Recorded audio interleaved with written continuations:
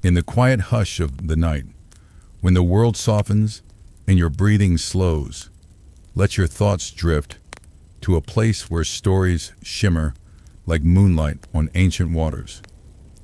A place where the magical and the mythical gently stir beneath the veil of dreams. Welcome, dear listener, to a world hidden between the pages of time, the universe of Percy Jackson, where gods walk among mortals, monsters slumber in shadows, and heroes carry not just courage, but weapons touched by the divine. Tonight, we begin not with battles or quests, but with objects, silent, waiting, whispering. These are the magical artifacts, tools forged by gods, carried by heroes, lost in ruins, hidden in plain sight. Each one holds a history older than the world you know, wrapped in enchantment and echoing with purpose. Some shimmer with light, others hum with darkness. Some choose their wielder, others wait for destiny to knock. Riptide, a pen that becomes a celestial bronze sword. The Helm of Darkness, a crown of shadows feared by all. The Aegis, not just a shield, but a storm of terror. These are not just items, they are characters. And tonight, they speak softly, gently, so you can listen as you drift. Imagine walking through a secret chamber beneath Camp Half-Blood, torches flickering softly on the walls, casting golden light across shelves of enchanted relics. You walk past a bow once held by a huntress who never missed, past a coin that can change the fate of a voyage, past a vial of lethe water forgotten in a drawer labeled only with dust. This isn't a history lesson. It's a bedtime journey through the magic behind the metal, the emotion behind the object, the silent heartbeat of every artifact ever touched by a demigod's hand. You'll hear stories of how these relics were made, who once held them, what secrets they still carry, and where they now sleep. Some are known by every camper at Half-Blood Hill. Some are whispered of in the Hermes cabin at night, believed to be just legend. And others, were never meant to be found again. But you found them, haven't you? Just by closing your eyes, by choosing to listen, you've stepped into that quiet vault of memory and myth. Let each artifact carry you deeper into the folds of lore. With every tale, the real world will feel softer, more distant. And the magical world, it will feel just a breath away. So lay back, get comfortable. We will not rush. Time moves differently here. Let the enchantments unwrap themselves gently, layer by layer. The weight of a sword, the whisper of a cloak, the pulse of a dagger that once belonged to a titan's heir. They are all here, and they are all yours to hear. Our journey begins with the one you already know, the one disguised as a pen, waiting in a pocket, quiet until called. But before we begin, take a moment to breathe. Let the stories of heroes and their enchanted companions wrap around you like a blanket. This is not a night for fear or fighting. This is a night for memory, for wonder, for sleep. And now that your breath has slowed and your mind has softened into stillness, let us go deeper still, beyond the flicker of firelight in the armory of legends, past the places where even the gods dare not tread too loudly. These artifacts, these enchanted companions of demigods and immortals alike, are more than relics of war. They are stories carved in bronze and gold, wisdom wrapped in enchantment, and dreams preserved in starlight. Some were gifts, crafted by divine hands to aid their children in moments of great peril. Others were born of desperation, of lost hopes and last chances, their magic tinged with grief or vengeance or longing. And some were never meant to be touched by mortal hands at all. Think of them not as objects, but as memories made solid extensions of will and soul, as alive as the heroes who carried them. You may not remember every battle they were part of, nor every name they were whispered under, but tonight you will feel their essence. You will sense the shiver of celestial bronze just beneath your skin, the quiet hum of protective charms layered into armor, the impossible weight of destiny cradled in the hilt of a blade. You will learn how some artifacts are created by forging physical matter, metal, leather, bone, while others are drawn from emotions so powerful they bend the laws of Olympus itself. You will hear of talismans that call storms, rings that bind fate, scrolls that write futures, and even cursed items whose power demands a price far greater than gold. There are weapons that love their wielder, and ones that remember every soul they've struck down. There are sandals that fly not just through the air, but through memory, revisiting places forgotten by time. There are cloaks stitched with shadows from the underworld, and shields that once reflected not just weapons, but truths too painful to face. Tonight, they are all waiting in the quiet of your imagination to be gently explored, not battled with. Their stories will not shout. They will unfold like soft waves across a beach of dream sand, smoothing over your waking thoughts.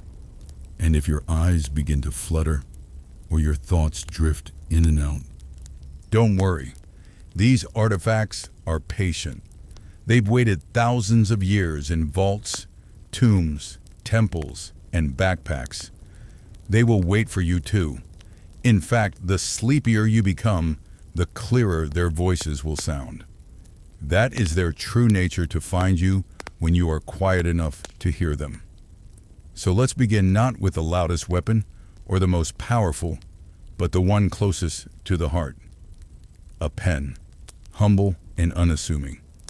It sits quietly in a pocket, pretending to be just ink and plastic, its magic masked behind everyday shape. But in the hands of a true hero, a boy who once had no idea he was the son of a sea god, it becomes something more.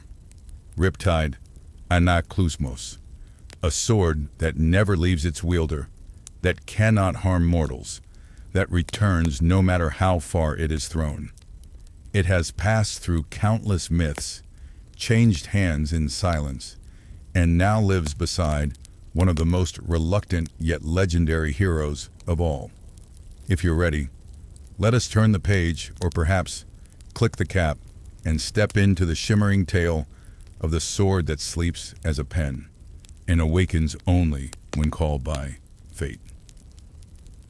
In a world where ancient monsters lurk behind city streets and gods leave hidden fingerprints on the present day, sometimes the most powerful weapon is the one hiding in plain sight, waiting patiently in a jean pocket, lying quietly at the bottom of a backpack, mistaken for something so ordinary that no one ever questions it. That's the magic of Riptide, or as it's known in the ancient tongue, Anaklusmos, the tide that turns, the wave that cannot be stopped.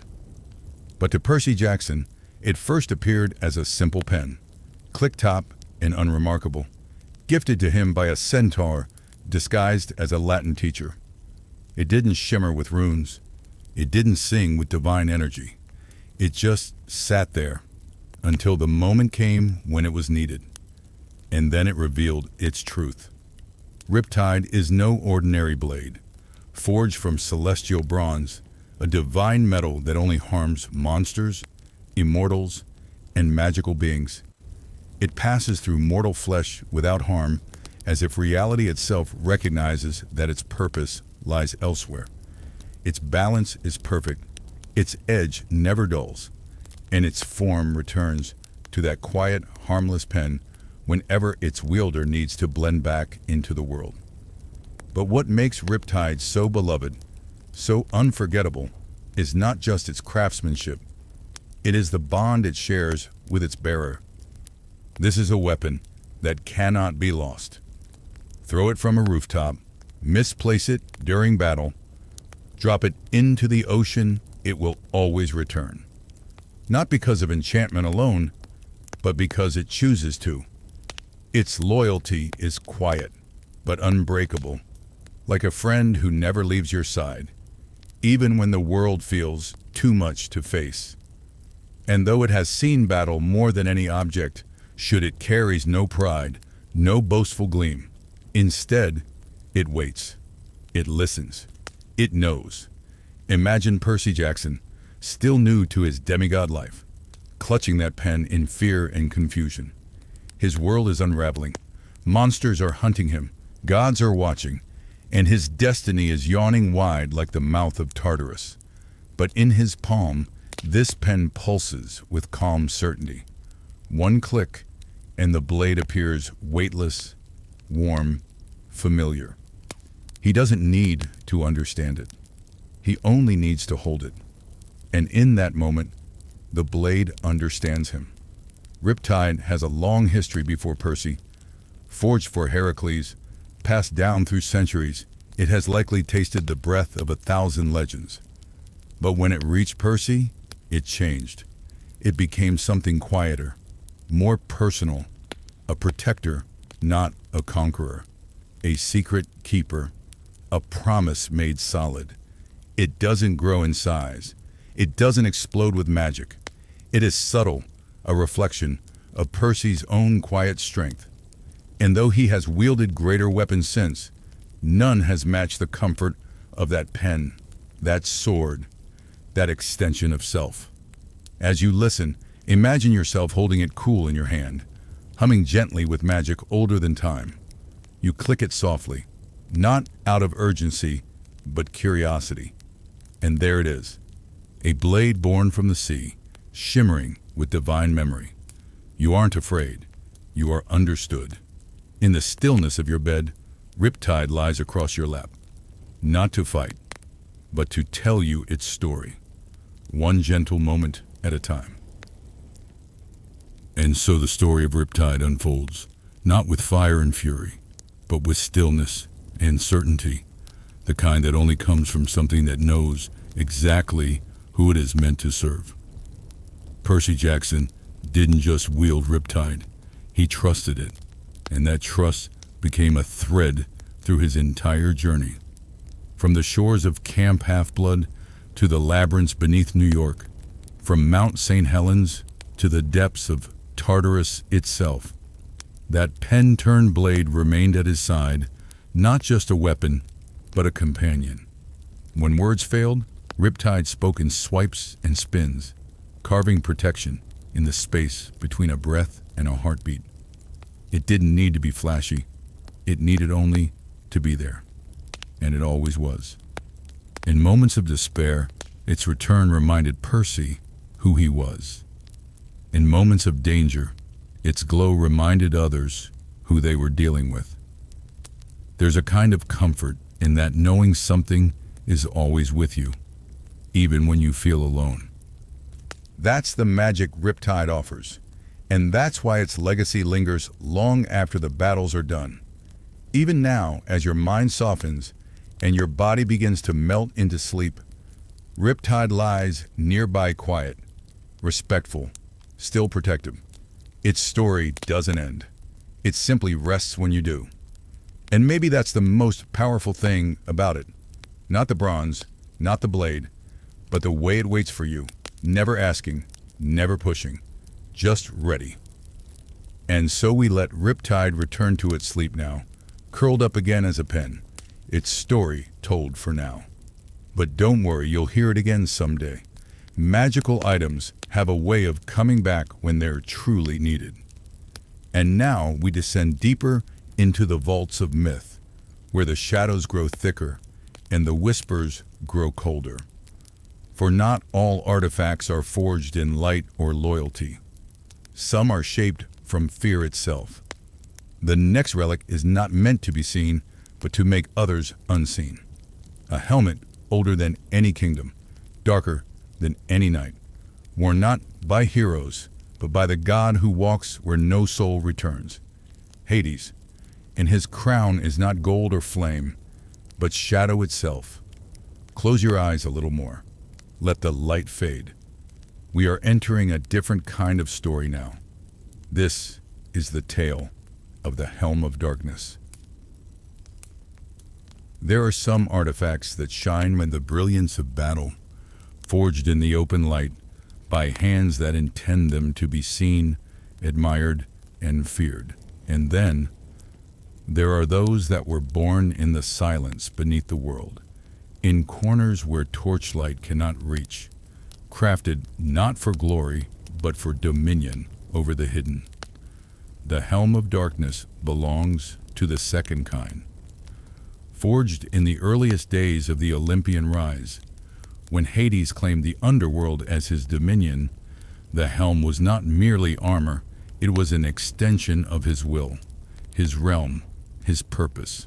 No gold leaf, no crown of rubies, just black metal forged from the essence of shadow, a helmet that does not simply hide the face of the wearer, but hides their very presence from the world. When worn, the Helm of Darkness makes you invisible, not in the shallow, surface-level way of a magician's cloak, but in a way that silences your essence. You vanish from memory, from perception, from time itself. Even the gods cannot sense you. To walk with the helm is to walk in complete and perfect isolation, like a shadow moving through an empty hall where no footstep echoes. Hades used it rarely and wisely, not because he feared its power, but because he understood it. The helm was not meant to flaunt power. It was meant to balance it. Where Zeus had lightning, where Poseidon commanded oceans, Hades ruled over what could not be ruled: silence, fear, and the inevitability of death. And the helm became the physical symbol of that truth. Later, the helm passed briefly into the hands of others. Most notably, Percy Jackson's first great quest revolved around it, not because he sought it, but because it was stolen. In that first adventure, Luke Castellan, twisted by Kronos' whisper, stole the Helm of Darkness along with Zeus's master bolt, attempting to ignite a war among the gods. And it was through the recovery of the helm, not just the bolt, that Percy proved the deeper heart of a hero: to right wrongs for others, even when no one is watching. When Percy returns the helm to the waiting Furies at the gates of the underworld, there's a haunting stillness in the scene. He doesn't seek praise. He doesn't boast. He simply hands back a relic that weighs more than bronze. It carries history, fear, authority, but also peace. Imagine now the helm resting atop a dark obsidian pedestal deep within Hades' palace, a hall lined with flickering green torches, their flames swaying without sound, casting soft reflections on the floor of polished black stone. The helm glows faintly, not from within, but from the shadows it absorbs. It doesn't beckon. It waits. Try to picture it gently lifting itself, not with violence, but with velvet stillness, floating toward the one who has earned the right to wield absence. There is no fanfare, only quiet, only weightlessness, only the feeling that, if you wore it, the world would forget you not in punishment, but in protection. That nothing could harm you, because nothing would even know you existed. It is the kind of artifact that would not shout in battle. It would vanish before the fight began. It would stand beside you in the moment before you cried, or when you wished to slip away unnoticed. It is not cruel, this artifact. It is merciful. It gives you a moment outside the noise, a breath outside the fear, a pause from being seen. And in that pause, you can rest. Let your shoulders fall now. Your breathing slow just a little more. The helm is not watching. It never does. It simply understands. And in a world where even dreams are sometimes loud, it offers you one where nothing follows, nothing chases, nothing demands. Just you and the soft sound of forgetting. The Helm of Darkness waits in the corners of myth, rarely spoken of, but always remembered. And if you ever feel yourself disappearing in the drift of sleep, perhaps it is near not to steal you, but to guard you. As you drift further, we will continue its tale. And what happens when such a relic, once returned, still remembers the hands that touched it? And even now, long after that first war among the gods has settled into myth, long after Percy Jackson's Return of the Helm has become just one more tale whispered in the dormitories of Camp Half-Blood, the Helm of Darkness lingers, not in plain sight, not even in the underworld's throne room, but in the spaces between places, because artifacts like this don't age, they evolve. They remember every hand that dared to touch them, every breath they silenced, every war they prevented simply by existing. It's said that Hades keeps it locked away in a chamber that doesn't appear on any map, guarded not by creatures or curses, but by the absence of space itself, a room that cannot be found unless you're already inside it. And yet, some say the helm has been seen again. Whispers among the children of Hecate tell of a figure glimpsed in times of great imbalance, a shadow that walks through battlefields untouched, a presence felt only after it's gone. Was it Hades, reclaiming his symbol of power, or has the helm chosen another, just as Riptide did? There is no answer, only silence. And that, too, is its power. The Helm of Darkness is not cruel, though it has been used in cruel ways. It is not evil, though it dwells in the realm of the dead. It is what it was made to be, an artifact of divine balance, a reminder that even gods must sometimes disappear. And perhaps that's what makes it so hauntingly beautiful, because in its presence you are not alone. You are simply unseen. And in a world so loud, so filled with the pressure to be visible, there's a strange comfort in that, to know that you can vanish, not as punishment, but as peace. So when your own thoughts grow heavy, when your mind seeks to slip into softness, remember the helm. Not its weight, but its silence. Not its darkness, but its stillness. Let it wrap around your thoughts like a velvet fog, letting them disappear one by one until only breath remains, until only sleep remains.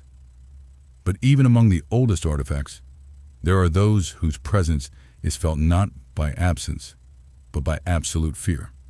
The helm conceals. The next artifact confronts. If the Helm of Darkness is the whisper of a closing door, the Aegis is the thunder that follows. A shield unlike any other, not just for protection, but for intimidation. The Aegis once hung from the shoulder of Zeus himself, and later became the signature weapon of Athena.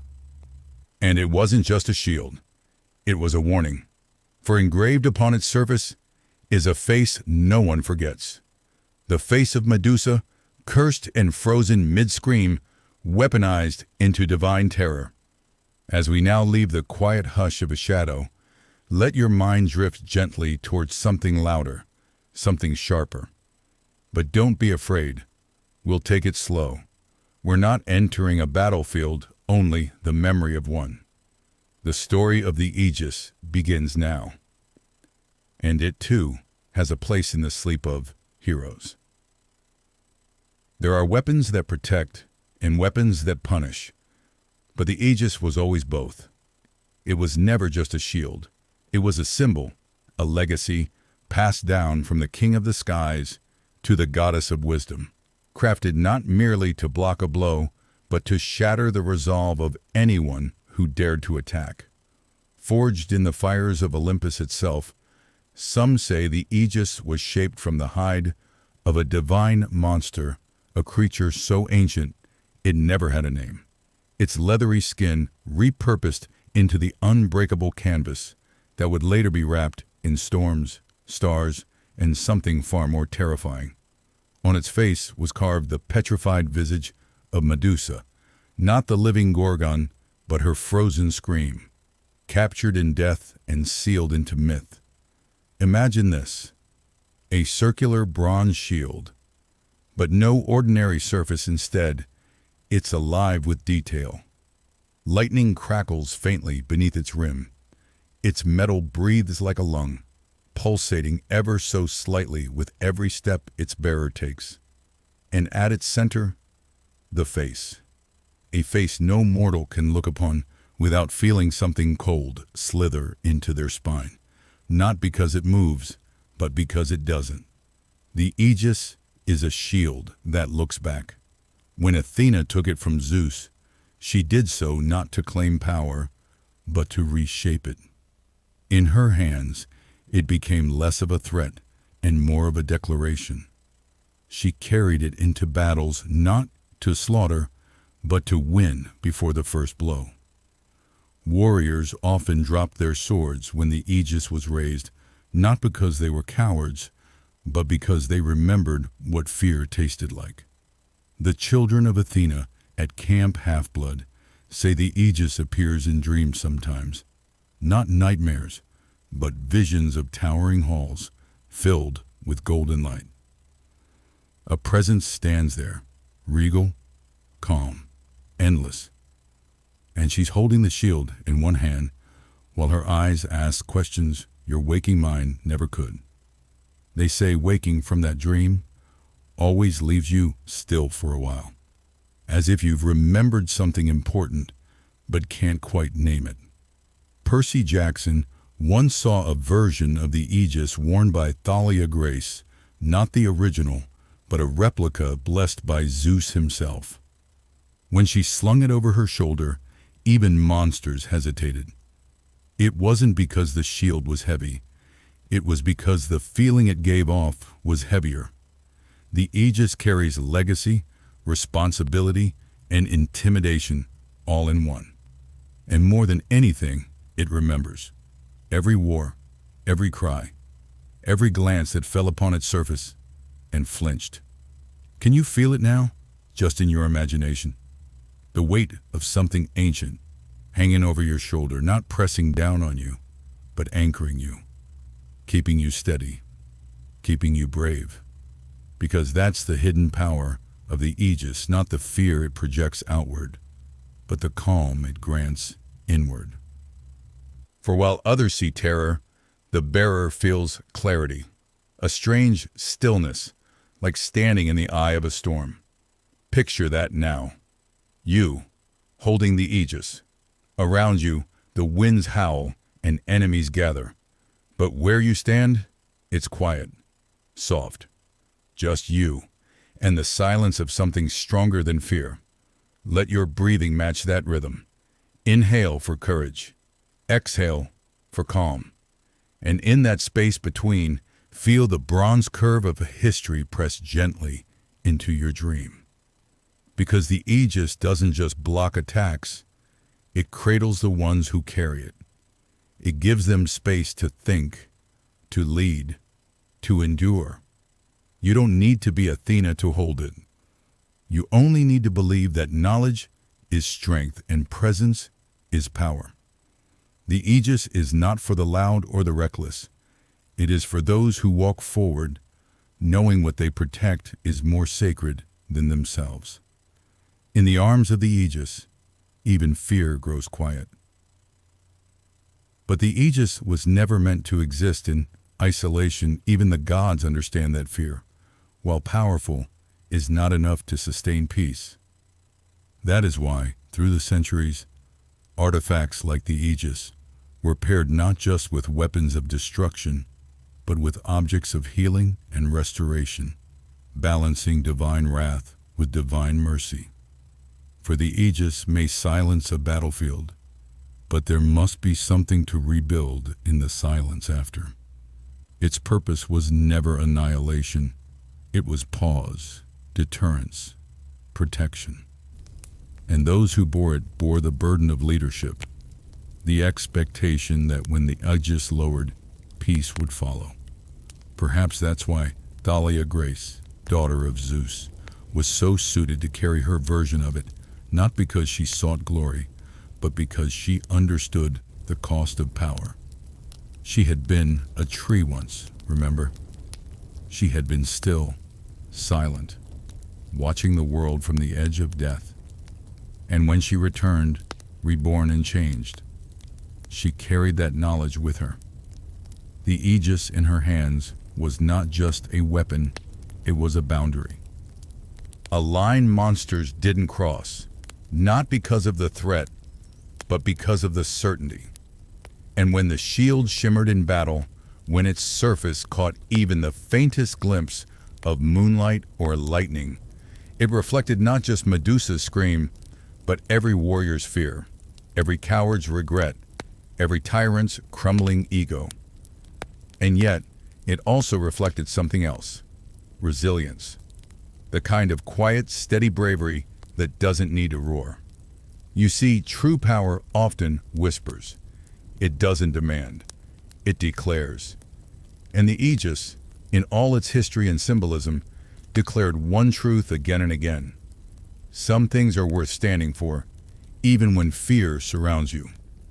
But once the battle fades, once the enemy retreats, and the storm has passed, what then? What soothes the wounds? What binds the broken parts of the world and of yourself back together? That answer lies not in bronze or fury, but in something softer, something older in fact, woven not by blacksmiths, but by gods of nature. A piece of gold that glows not with lightning, but with life. The golden fleece, an artifact not designed to fight, but to heal. Not forged, but grown. The fleece, once draped on the tree that saved Thalia's life, has been used to protect entire camps, revive the dying, purify the poisoned, and bless the earth beneath its resting place. It hums with divine energy, but not the kind that crackles, the kind that comforts.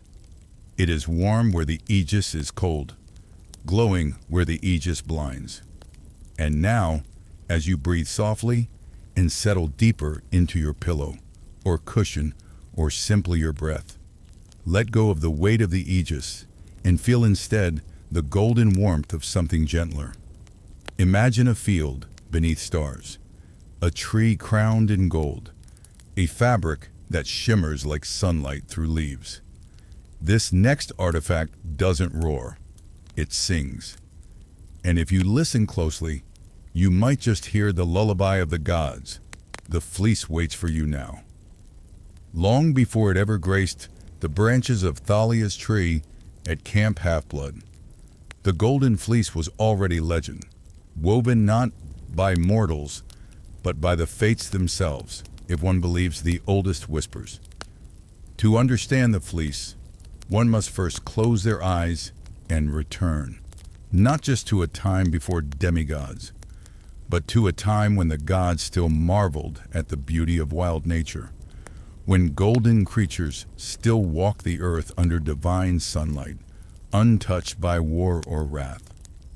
The Ram Chrysomalos, who carried Phrixus through the skies to safety, did not simply appear, he was sent. Some say Hermes crafted him as a gift for Nephele, a divine cloud nymph, while others argue he was a child of Poseidon's winds and Apollo's golden light, stitched into existence with magic that pulsed like sunlight and wool. His fleece shimmered like a morning sun seen through dew-heavy leaves, each strand humming with protective magic. When Phrixus reached Colchis and offered the ram to Zeus in gratitude, the fleece was hung on an oak tree in a sacred grove, guarded by the sleepless dragon that never blinked and never yielded. The fleece became more than just a trophy. It was a symbol of promise, divine aid, life preserved, the miracle of second chances. But magic that pure cannot stay untouched forever. Heroes heard of it. Jason, most famously, sought it as the key to his kingdom and redemption. And though his journey is sung across ages, what matters here is what the fleece did. It transformed. It gave strength not to the one who claimed it, but to the ones who needed it. That's always been its secret. Unlike weapons that demand courage, or items that reward bloodlines, the fleece listens to suffering. When it came into the possession of Camp Half-Blood, after Thalia's sacrifice, it did not just restore her tree, it revived a boundary. It wove a spell of safety over the camp, more enduring than walls, more reliable than weapons. And when it was needed most, it responded not with explosions, but with blossoms. You could lie beneath the tree and feel your breath slow, your wounds dull, your nightmares fade into quiet dreams of green meadows and soft skies. Percy once touched it and said it felt like holding sunlight, warm, endless, soft in the way a hug is soft, not fragile, but whole. In dreams, the fleece appears not as a cloth, but a golden river. It weaves around trees, settles over wounds, curls around the shoulders of those who thought they'd never be safe again. Even Clarice, battle-hardened and storm-hearted, once sat beside it in silence, her voice quiet, as if afraid to disturb its peace. That's the magic of the fleece. It makes you remember who you were before the pain. Even monsters hesitate near it, not because it repels them, but because it reminds them of what they once were.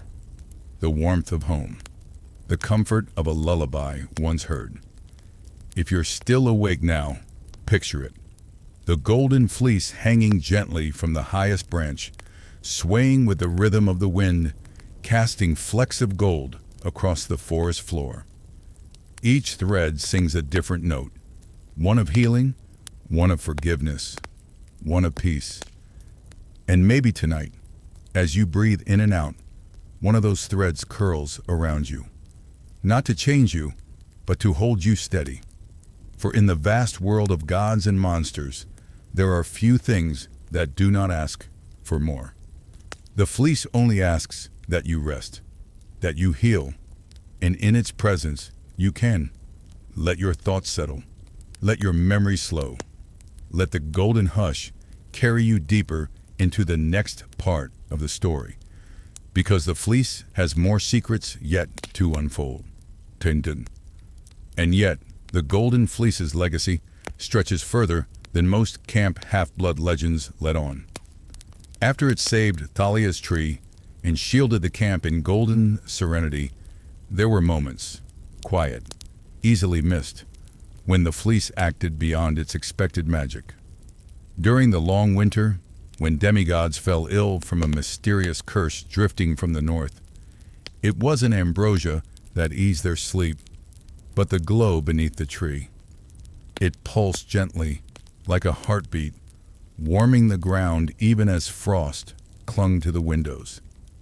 And when the labyrinth threatened to twist itself into the very heart of the forest, the fleece seemed to hum louder, an ancient melody of order against chaos. Some say it was calling, others believe it was warning. Chiron once mused aloud that the fleece might not simply be a passive blessing, but a living relic with its own quiet will, shaped by centuries of sacrifice and grace. Its magic, unlike the electric fury of Zeus's bolt or the shadowed fear of Hades' helm, speaks in subtler tongues. You won't see it erupt in combat, but you might feel it nudge a lost camper towards safety, or find a message written in the curling grain of a branch beneath its boughs. Annabeth once theorized the fleece was part of a larger net of protective magic, interwoven with dryad groves, sacred springs, and hidden altars the gods abandoned long ago. If true, that would mean the fleece isn't just an artifact. It's a keystone. And what happens when a keystone goes missing? In a darker future, perhaps we'll learn. But tonight, we remain in the golden calm. You're safe here. You are safe, and the magic of the fleece hums like a lullaby for your breath. It tells you, you do not need to be strong right now. You do not need to fight. Only feel, only float. Let the gold wrap around your worries and tuck them away like fragile scrolls placed in ancient libraries. And as you drift deeper, know that this artifact's power lives not just in the lore, but in the feeling it gives you right now. Warmth, healing, restoration, stillness. But the gods, ever practical and ever playful, did not design their magical objects to comfort alone. Some tools must move, must guide, must deceive and protect, speak and silence, all at once. And for that, there is the caduceus, a staff of twisted purpose and mischievous charm held in the hand of Hermes, the god of messengers, travelers, and thieves. As we step out of the still grove of the golden fleece, let us follow the path of swift wind and silver tongues, the path of enchantment and surprise, the path of the caduceus, serpent-wrapped, wing-tipped, ever-moving. If the fleece is a sanctuary, the caduceus is a key. And in the next realm of our journey, we will find out exactly which doors it opens. The caduceus is not what it seems. In some mortal depictions, it's mistaken for a symbol of medicine, etched onto hospital walls and stitched into healing coats, as if its twin snakes were ever meant for quiet recovery. But in truth, the caduceus is older than any healer's oath, older than maps, older than ink, older than silence itself. Held in the hand of Hermes, the god of tricksters, travelers, and transitions, this staff is a paradox, both a symbol of peace and a tool of mischief, both a guidepost and a veil. Picture it now, two serpents, winding in perfect balance, neither fighting nor embracing, their eyes unblinking, their bodies symmetrical, their energy coiled but never striking. Between them, the shaft gleams, golden, smooth, feather-light in appearance, yet heavier than a lie. At its top, wings unfurl not as ornaments, but as reminders of Hermes' domain. Skybound speed, messages whispered between realms, and footsteps that never leave prints. It is said that the caduceus can soothe beasts, halt time, or lull chaos to sleep, not by brute force, but by suggestion, rhythm, and illusion. There are stories of Hermes placing the staff between two warring serpents and watching them curl into stillness. There are dreams where the staff's shadow falls on a battlefield, and suddenly noise becomes song, weapons become vines, and sleep creeps across the eyes of anger. To hold the caduceus is to balance between dualities, truth and deception, war and peace, haste and patience. In the hands of Hermes, it opened the gates to Hades and the palaces of Olympus alike. He once used it to charm a monster to sleep, not by spell, but by cadence, tapping its base gently against the stone in a rhythm that mirrored the creature's own heartbeat. The staff didn't threaten, it promised calm. And for those who listened, it delivered. In Percy Jackson's time, the caduceus appears not as some ancient relic locked in a museum, but as an active force. Hermes gifts it to his son George and Martha. Yes, the snakes speak, and yes, they bicker. And it's through their conversations that we learn the staff is more than a relic. It's a character. George offers logic, Martha counters with intuition, and between them, the caduceus decides. When used, it can turn into a cell phone, a wand, a whip of wind, or a chain of light.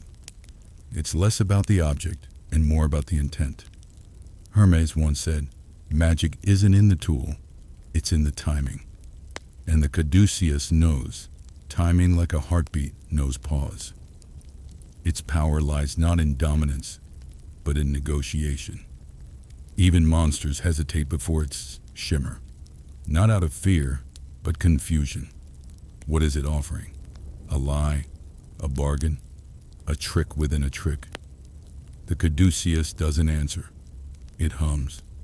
And in that hum lies possibility. In dreamlike states, the staff appears at crossroads, shimmering faintly under moonlight. It doesn't point, it waits. And if you're calm enough, still enough, you may feel its magic align with your choice. Whether you walk toward danger or safety, the caduceus will walk with you. That is its vow. Hermes, after all, is the god who accompanies you even into the underworld. He does not abandon. He observes, and his staff listens. There are rumors the caduceus once closed the gates of Tartarus temporarily, whispering to the shadows until they recoiled in confusion. There are theories it holds a piece of divine rhythm, that heartbeat from which all demigod instincts originate. One curious moment comes when Percy, while holding it, feels not power, but clarity. A brief understanding of how everything connects. Messages passed between stars. Footsteps echoed in different dimensions. The sound of monsters breathing beneath marble temples. All of it folding gently into one another like a tapestry. The caduceus, in that moment, is not a weapon or a guide. It is a mirror. And in that mirror, one sees not the future or the past, but the pulse of the now. It asks nothing. It demands nothing. It simply waits to be understood. And perhaps, tonight, it appears not in a battle, but in your dream, slipping beneath your pillow, coiled lightly at your side, offering not instruction, but rhythm. A breath in, a breath out. The serpent's watch, eyes soft, wings curled, and the gold gleams in moonlight. As we continue, we'll dive deeper into what it becomes when pushed, when the caduceus is not used for messages, but for manipulation, for bending illusions, and for reshaping divine boundaries. But that's a story for the next part, where this gentle guide grows just a little more mischievous in the hands of gods and heroes alike. And now that we've sat with the softer presence of the caduceus, felt its rhythm lull even the wildest emotions, it's time to peel back the gentler layer and witness how this deceptively calm artifact has woven itself into countless tales of misdirection, espionage, and near disaster. Because beneath the cordial bickering of George and Martha, beneath the shimmering golden shaft and the elegant wings, lies something older and more elusive, the divine permission to bend reality without asking for it. When wielded by Hermes himself, the caduceus can scatter illusions across the mortal and divine realms so subtly that even Athena once mistook a false vision for truth. It has hidden doorways in plain sight, cloaked demigods in shifting mirages, and sent monsters on wild goose chases simply by whispering incorrect truths into the air. One of its most curious functions lies in its silence. In several instances throughout history, the staff did not act, but it prevented others from acting, as if by merely existing in a room, it discouraged conflict. A magical artifact that emits not power, but balance. In one tale, a son of Hermes was cornered by a rogue fury in the gardens of Babylon, where escape seemed impossible. Yet the boy reached into his bag, grasped the miniature caduceus gifted by his father, and the entire garden shimmered with dancing reflections, mirroring vines, echoing footsteps, flickers of false exits. The fury grew disoriented, not knowing which path was real, and eventually wandered straight into the arms of Artemis's hunters. This wasn't a battle. It was choreography, and the caduceus had led the dance. Its ability to manipulate perception doesn't stem from brute force, but from poetic timing, showing you exactly what you expect, then shifting it a fraction to the left. The result is confusion, followed by awe. Even the gods do not fully understand how the staff determines who can see through its magic and who cannot. And while George and Martha offer hints, half warnings, and serpentine riddles, they never tell the whole truth. Perhaps that is the lesson of the caduceus. The truth is rarely fixed and often dances just beyond reach. In Percy Jackson's journey, the caduceus takes on even more chaotic forms. Once it transforms into a cobra-shaped rope to trap an automaton sent by Hephaestus. Another time, it turns into a golden microphone that hypnotizes mortals into forgetting what they saw. These aren't just transformations, they are commentaries. The caduceus doesn't change based on need. It changes based on perception. You see a whip, it becomes one. You expect a scroll, it unfurls. The artifact molds itself to the narrative the wielder believes in, and as such, it is perhaps the most fluid of all divine tools.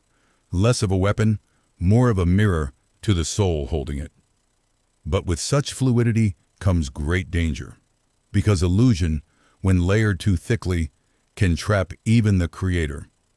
There are whispered records of a minor god once using a corrupted caduceus replica to fool his enemies, only to lose track of reality himself. He spent a decade inside his own illusion, speaking to friends who were not there, running from shadows he invented. And when he emerged, the real world felt quieter, crueler, less enchanted. The real caduceus mercifully knows its limits. It dances with truth, but it does not erase it. It's this gentle restraint, this balance between brilliance and danger, that makes the staff not only powerful, but wise. And as our journey with it comes to an end, you may find yourself wondering how many choices in your life were shaped by perception, how many messages were misread or hidden or revealed only when the time was right. If Hermes were here, he might say, all of them, and none. And then he'd vanish in a flash of laughter and sandal sparks, his staff twisting behind him like a ribbon of moonlight. But our journey now takes a darker turn, not deceptive like Hermes' tricks, but shadowed, heavy, ancient. We move from the wind to the weight of the underworld, from swift illusions to deep invisibility. The next artifact on our list is not light. It is not friendly. It does not whisper. It devours sound. It erases presence. It is the Helm of Darkness, worn by Hades himself. And unlike the caduceus, it doesn't hide what you want others to see. It hides you from the cosmos entirely. As you let the remnants of Hermes' mischief fade from your breath, prepare yourself for a deeper quiet, a slower heartbeat, a darker place. For we are about to descend into the realm where shadows are power and silence is law. To understand the magical artifacts of the Percy Jackson universe, one must accept that not all of them are forged from metal, wrapped in gold, or hidden in locked vaults beneath Mount Olympus. Some are worn in the soul, etched into skin, pulsing just beneath the surface of mortal flesh. The curse of Achilles is not an object in the traditional sense, and yet it is one of the most powerful magical artifacts to ever pass through the hands or the heart of a demigod. Unlike Riptide or the Master Bolt, the curse is not something you can hold. You step into it. You surrender to it. You become it. First given to the legendary Greek warrior Achilles at the river Styx, this divine enchantment grants its bearer near invulnerability. The process itself is harrowing. One must be dipped into the river Styx, the underworld's most ancient current of memory and death, while clinging to a single tether to the mortal world, a person or place that grounds their humanity. For Achilles, it was believed to be Patroclus. For Percy Jackson, it was Annabeth. But with great strength comes not only risk, but near certain doom. For the point at which the bearer is held, Achilles' heel, Percy's lower back, remains vulnerable. In battle, they become gods of war. But in fate, they become ticking time bombs. When Percy took the plunge, the moment was quiet, not grand. He described the river as burning ice, as if every cell of his body were being boiled and frozen at the same time. The curse flooded him with power, with vision, with speed, but also with the looming echo of death. He could feel that weak spot at every moment, throbbing, humming, whispering. It was his strength and his undoing, and it was always there. Yet even before Percy, Luke Castellan also bore the curse, his body reforged in the Styx as he prepared to host Kronos. Luke's reason for anchoring himself was less noble, more fractured, but real all the same.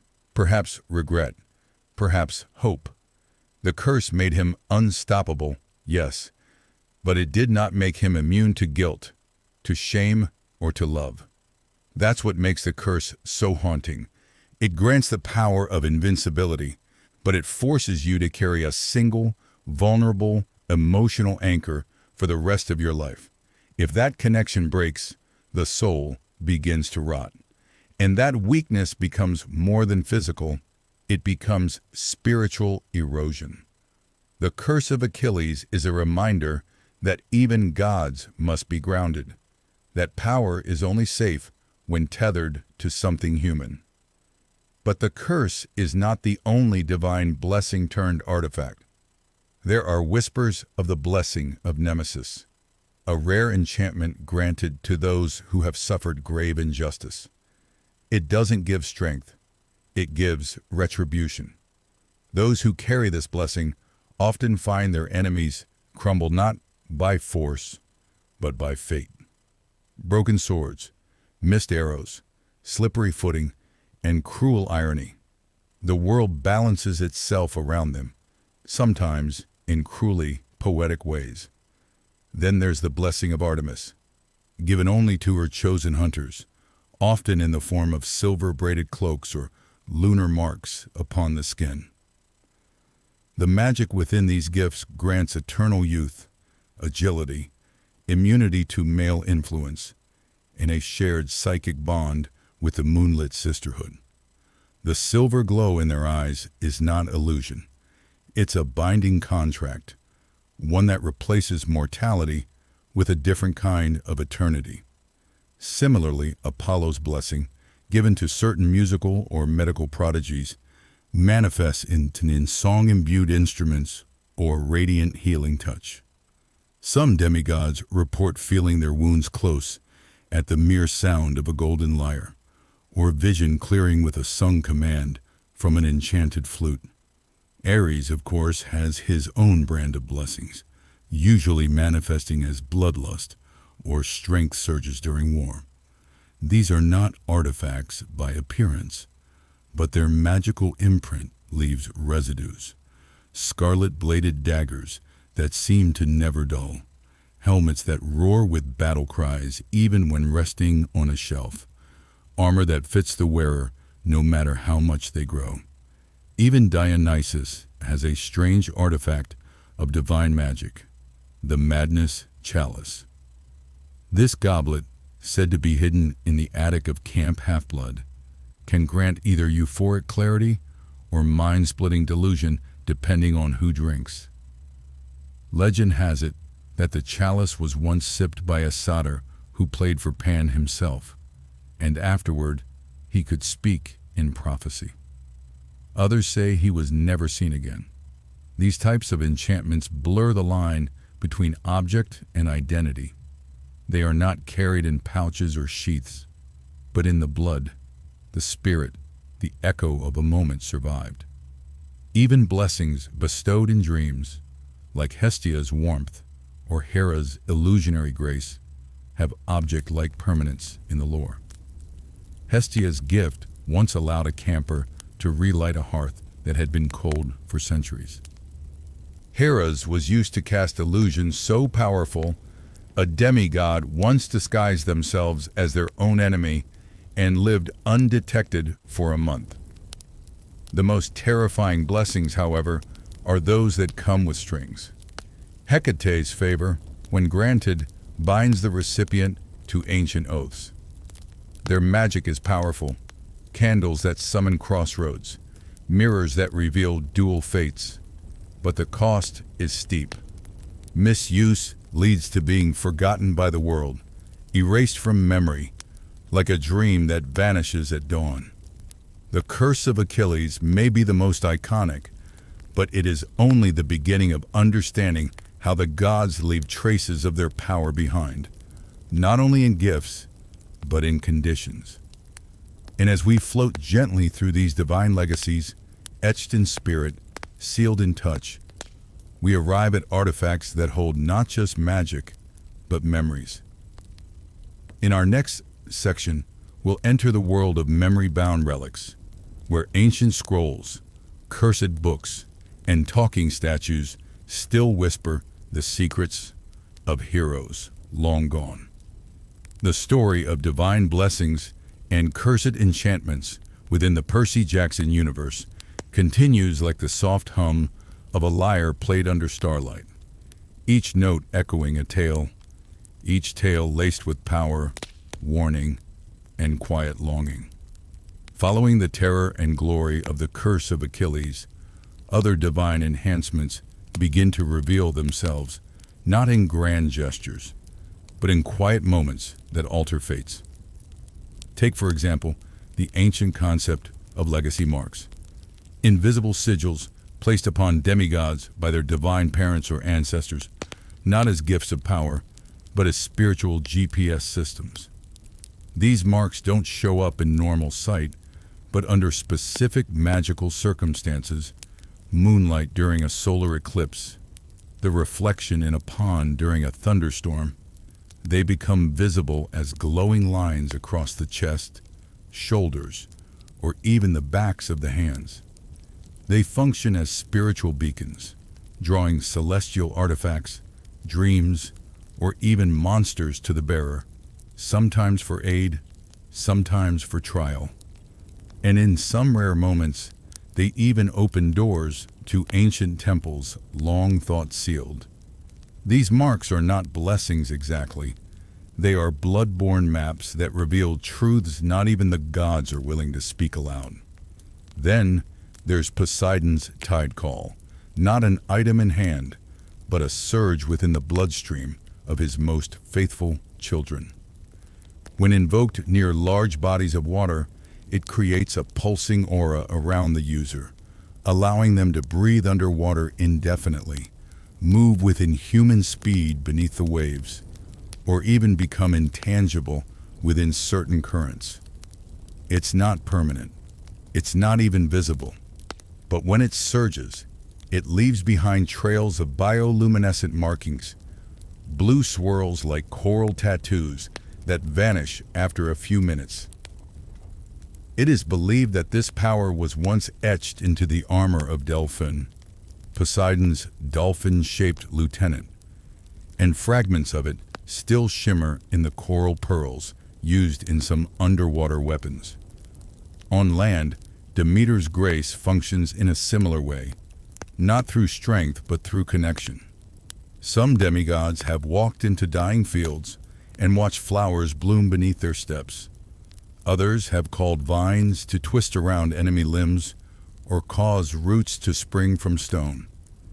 These blessings, subtle yet mighty, often pass through charms, necklaces of seeds, bracelets of dried leaves that vibrate slightly when divine attention is nearby. One such talisman, a dried oak leaf from Thalia's tree, was said to grant the bearer immunity to fire for 7 days, until the leaf disintegrated in a gust of east wind. The gods are not consistent with their gifts, nor generous, but their patterns do emerge. Athena's sight, an ability granted only to those who prove themselves as both scholars and warriors, is said to allow demigods to perceive multiple timelines, brief flickers of what could be. They do not control it. But in times of great stress, visions appear. A second of a battle lost, an alternate ending to a conversation, the glimpse of a death avoided. This blessing often awakens through reading ancient scrolls or spending years inside magical libraries like the one below Camp Jupiter, where time flows differently. There, time bends, blessings awaken, and minds change. Meanwhile, some demigods carry blessings turned burden, such as the curse of Arachne, which once offered great weaving skill but eventually transformed the user into a half-spider, half-human creature. These semi-artifacts blur the boundary between gift and punishment, where divine attention becomes a double-edged blade. Consider also Circe's elixir, a phial of swirling golden and violet mist said to enhance magical ability temporarily. When consumed, the drink grants perfect memory, rapid spell construction, and aura manipulation, but only for 7 minutes. After that, the body suffers withdrawal, dizziness, silence, magical muteness for hours, sometimes days. Yet many demigods consider the risk worth the reward, especially those in desperate need of power or vision. More abstract is the blessing of Hypnos, granted only in dreams. Demigods who have faced him and survived sometimes wake with golden feather tattoos near their temples. These tattoos allow dream walking, drifting into others' minds, or summoning visions that bring peace or warning. Hypnosis' gift is one of sleep and shadow, but also of revelation.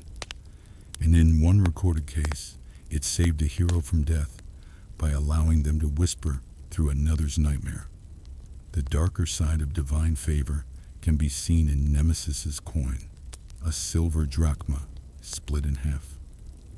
When flipped in moments of moral crossroads, the coin burns white hot if the choice is just, and black if unjust. But overuse warps the bearer's sense of morality, making them addicted to divine approval, unable to make choices without the coin. It becomes both oracle and shackle, a mirror of the Greek tragedy itself.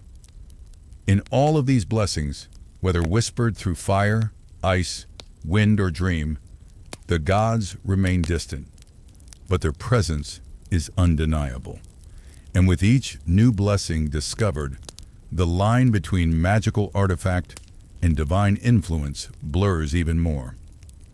The most powerful demigods, after all, are not those who carry weapons forged in celestial bronze, but those who carry the remnants of divine touch within their very souls.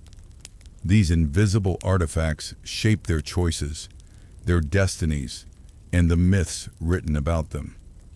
And as our story floats onward into the quiet warmth of dusk, we arrive gently at the next category of relics, not those bound to the gods, but to the heroes themselves. In Section 7, we descend into the legacy-woven artifacts of mortals, the swords, necklaces, and keepsakes of famous demigods, items that carry memory, loyalty, and loss in every gleam of celestial metal. Among the most treasured relics in all the Percy Jackson universe are not those forged by gods or gifted through divine decree, but those born through mortal courage, drenched in memory, and tempered by pain. These are the myth-made objects of heroic legends, touched not just by celestial bronze, but by the echoes of the lives that wielded them. They carry grief, victory, heartbreak, and hope in every etched surface and shimmering enchantment. And perhaps the most iconic among them is Annabeth's New York Yankees cap, a gift from her mother, Athena, woven with the blessing of invisibility. But more than its magical properties, the cap represents her journey, from invisible girl craving recognition to a leader unafraid to be seen. Annabeth first used the cap on missions, scouting enemies, and escaping death more than once. Yet over time, it also became a symbol of her restraint. She learned when not to wear it, when to be visible, vulnerable, and brave in the open. The cap was eventually lost, burned up during a battle with fire-breathing telekines, but its legend persisted. In contrast, Luke Castellan's backbiter was an object of division, a weapon forged of both celestial bronze and mortal iron, a duality not just in material, but in its wielder. The sword could wound both monsters and mortals alike, a rare and dangerous trait. But even more dangerously, backbiter became a metaphor for Luke's internal fracture, half hero, half traitor. When he turned against the gods, his blade became infamous. When he sacrificed himself to destroy Kronos from within, the same blade that once symbolized betrayal transformed into an emblem of redemption. After Luke's death, the sword vanished. Some say absorbed by Tartarus itself. Others whisper it lies buried beneath the old Hermes cabin floorboards at Camp Half-Blood. Another storied artifact is Thalia Grace's Aegis shield, modeled after the original Aegis of Zeus, but crafted to reflect her defiant spirit. The shield bore the face of Medusa, etched not just in form, but with the residual essence of the Gorgon herself. When activated, the face on the shield terrified enemies, momentarily stunning even seasoned monsters. But Thalia rarely used it. To her, the shield was less about aggression and more about protection of her friends, her cause, and her identity as both a daughter of Zeus and a hunter of Artemis. The last known sighting of the shield was during the Battle of Mount Othryss, after which Thalia vanished into the woods on a secret hunt for an escaped Titan relic. Whether the shield still rests on her back or now lies buried in some sacred grove, no one knows. Then there's Nico D'Angelo's Stygian iron sword, a blade that feeds on darkness and responds only to those who've touched the edge of the underworld. It was forged not in the forges of Hephaestus, but deep within the caverns of Hades, tempered in the waters of the Lethe, and cooled in the screams of forgotten souls. Unlike celestial bronze, it doesn't just kill, it severs spiritual ties. Monsters struck by it don't reform in Tartarus. They vanish completely. But the sword, much like Nico, carries a burden. Each use drains a little of the wielder's warmth, replacing it with shadows. And yet, in the right hands, it has saved lives.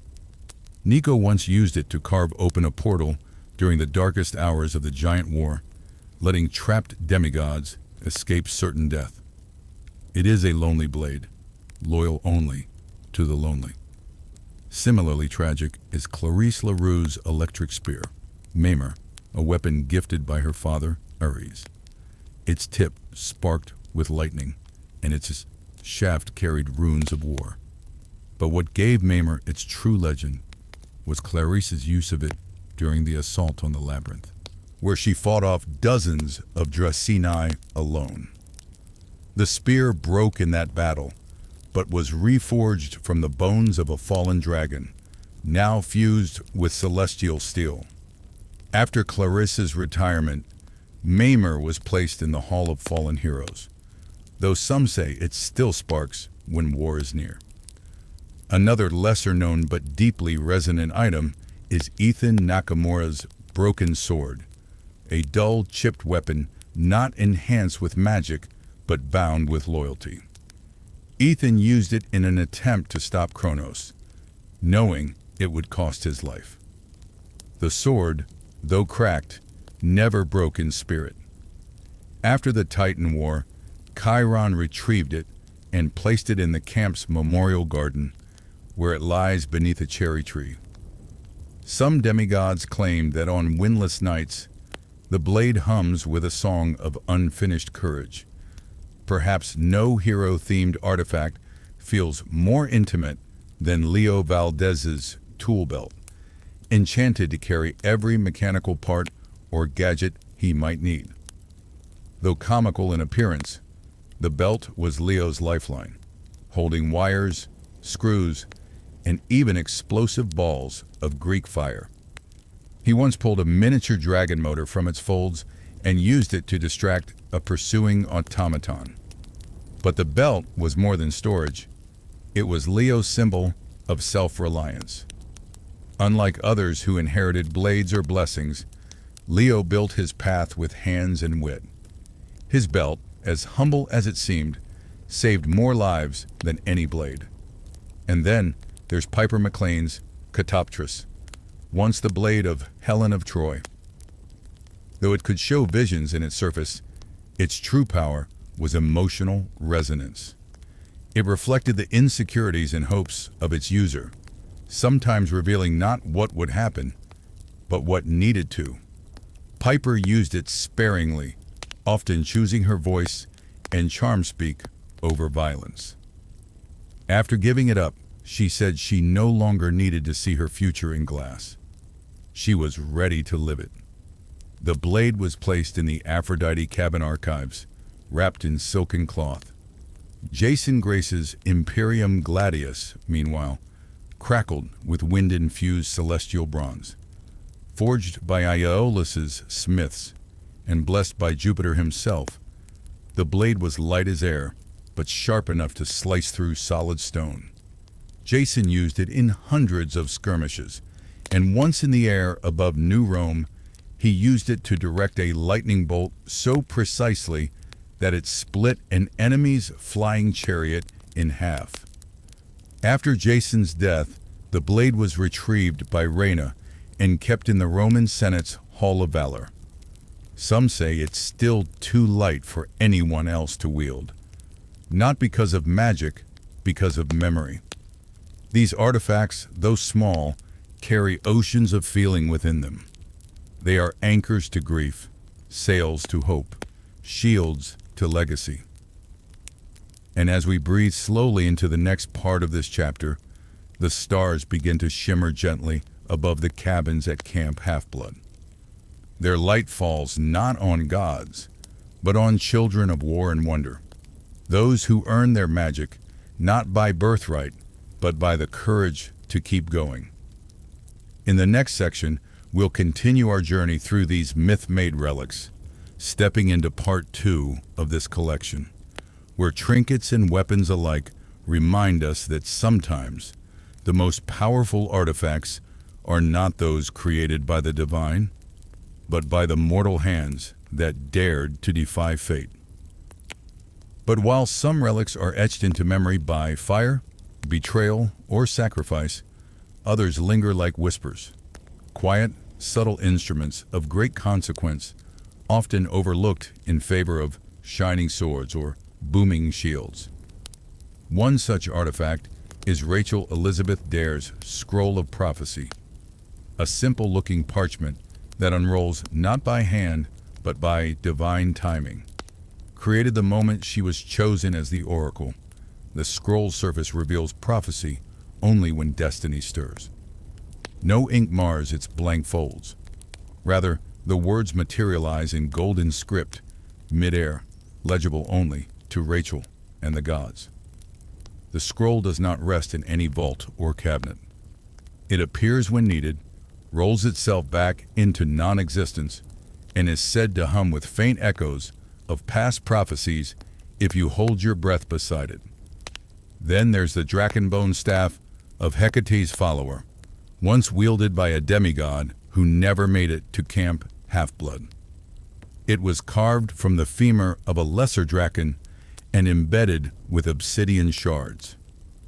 While it held no elemental power, it magnified the user's own abilities, especially for those who practiced ancient magic. After its wielder's mysterious disappearance in the swamps near the Everglades, the staff washed ashore weeks later, wrapped in river vines. Camp counselors who recovered it claimed it was humming, as though mourning its master. Chiron placed it in the vault of forgotten things, a sealed room beneath the big house, accessible only to satyrs who carry the song of memory in their panpipes. Another lesser-known object is the telescope of the Hesperides, which doesn't magnify stars, but truths. Found in the garden of the Hesperides after Percy's quest for the golden apples, it reveals illusions, glamour magic, and lies. When gazed through, monsters disguised as mortals shed their false skins. Piper once used it to uncover a spy during a peace summit between Greek and Roman campers. But after that, the telescope clouded over, as if its purpose had been fulfilled. Today, it sits dusty and dormant, locked in the Athena cabin beneath a velvet cloth, waiting for the next moment the world tries to deceive itself. Let us not forget the Bidon of Persephone, a smaller, lighter sibling to Hades' own weapon, yet charged with deep underworld resonance. It was a ceremonial piece that doubled as a seed rod. When struck into the earth, flowers of the dead bloomed. Nico once used it to mark safe passage through the fields of asphodel, placing it near the entrance of the river Acheron. Afterward, Persephone reclaimed it, and it hasn't been seen since, though rumors say she gifted it to a mortal girl who once helped her escape an ambush of Charis spirits in a flower-laced field. Among celestial artifacts with ties to prophecy and burden, none feel more heavy than the necklace of Harmonia, cursed to bring ruin and beauty to all who wear it. Originally forged by Hephaestus, its surface is adorned with shifting runes and a sapphire that pulses with rhythmic glow. Though it never directly appeared in Percy's timeline, it exists within the extended mythos, stored in Olympus's museum of abandoned fate. Several demigods, unaware of its history, attempted to wear it during a solstice ball centuries ago. None survived the following winter. Today, it is encased in triple-layered celestial glass, surrounded by handwritten notes from Athena herself warning, "Let beauty rest, let ruin remain buried." A more grounded but no less powerful artifact is Beckendorf's forging gauntlets, one of the few tools not imbued with divine magic, but strengthened by raw genius. Worn by the son of Hephaestus, these gauntlets were fireproof, fitted with pressure-repelling enchantments, and embedded with rotating sockets for tool inserts. Leo later modeled his own gear after Beckendorf's. After Beckendorf's death during the Princess Andromeda mission, the gauntlets were returned to Bunker 9, where they now hang above the Master Forge, untouched, out of respect. Every year on the day of his passing, the forge lights itself, unprovoked. No explanation, no wind, just fire, like an old friend remembering. Then there's Grover's reed flute, which once called armies of dryads and awakened dormant forest spirits. The flute's notes are not always audible to mortals. It plays emotions more than melody. When Grover was in danger, the flute released pulses of sound that only magical creatures could feel. In one battle against the giant polybotes, Grover played a single, trembling note, and half the battlefield collapsed into vines and brambles, entangling monsters in thorns.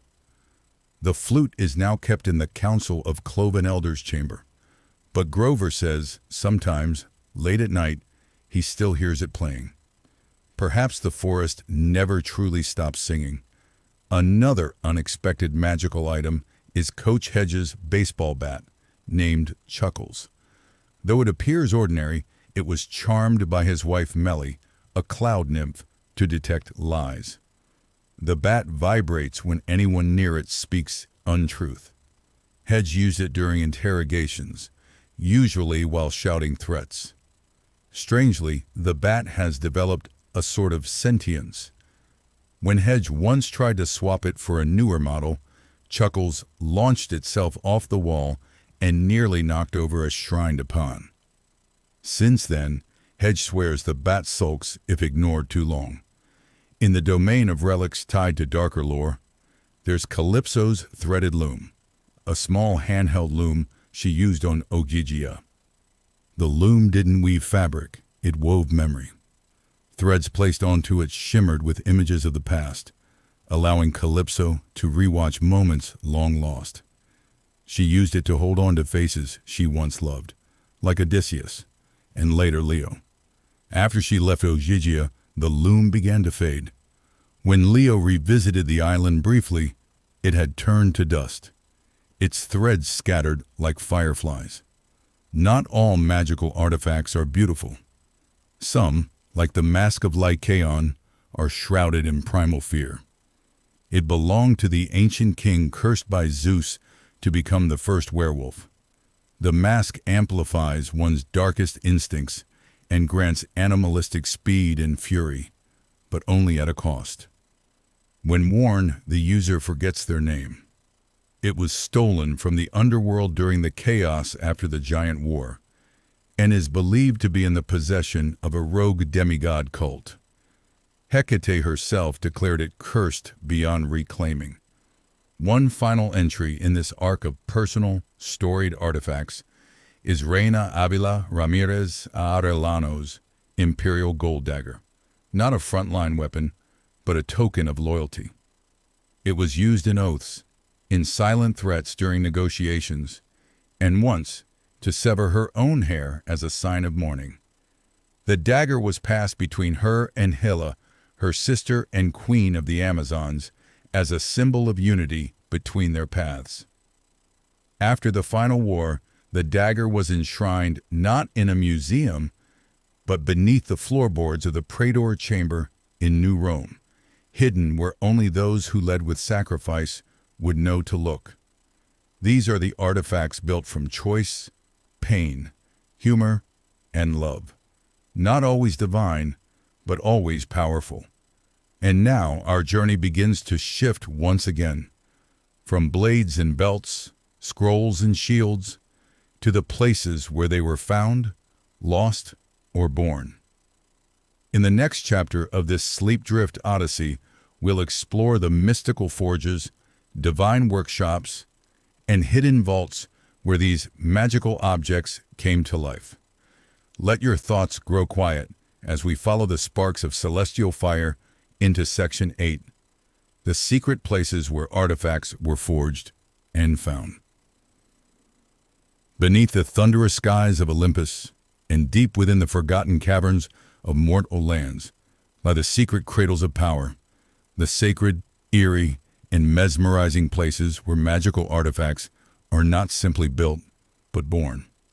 Unlike factories or mortal workshops, these places thrum with memory, bound by myth and older than time, touched by gods, monsters, and fate itself. First among these is the Forge of Hephaestus, nestled in the molten heart of Mount Etna. Here, hammers strike not just metal, but destiny. The very floor is etched with glyphs from the elder Cyclopes, who helped craft the lightning bolts of Zeus and Poseidon's trident. Inside this chamber, time moves differently, each hour a century in mortal terms. It was here that Percy's sword, Anaklusmos, Riptide, was first smelted, folded in celestial bronze over and over until the metal glowed blue with purpose. Riptide was quenched not in water, but in the tears of a sea nymph whose domain was lost to Kronos.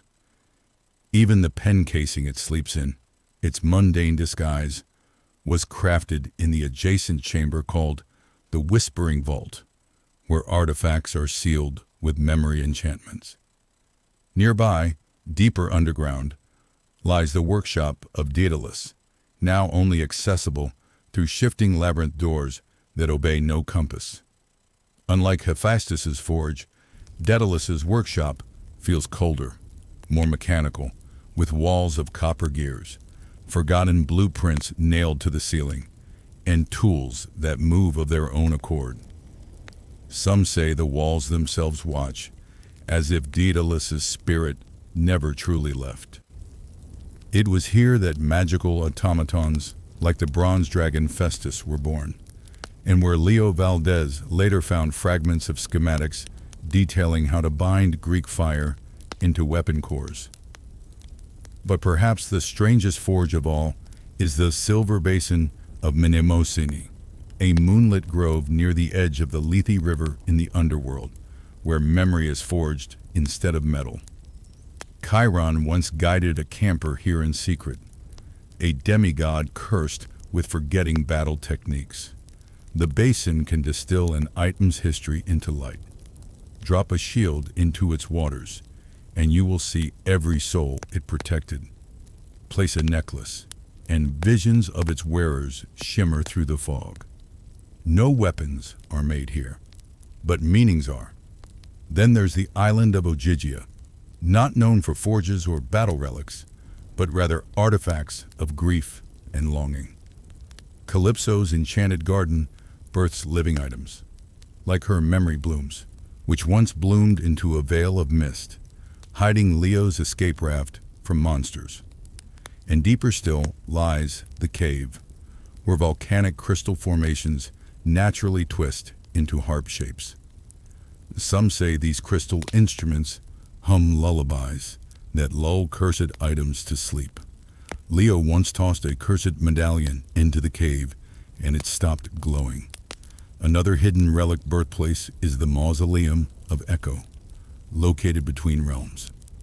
Accessible only by speaking a truth you've never told anyone. It reveals itself in a crack between two cliffs. There, the winds whisper ancient tales, and items forged here are soundbound. They sing when drawn, hum when hidden, and mourn when lost. Piper McLean's silver charm dagger, gifted by Aphrodite, was reforged here after being shattered during the battle at Mount Diablo. The mausoleum's halls are lined with armor pieces embedded with lost lullabies and forgotten apologies, the kind of music only those grieving can hear. Then we have the Cave of Nightfire, an obscure location whispered about in Hecate's circle, said to exist only when two full moons align. The cave appears as a ripple in reality, flickering between the living world and the shadow realm. Inside, the torches burn with reversed light, dark flames that cast no shadow.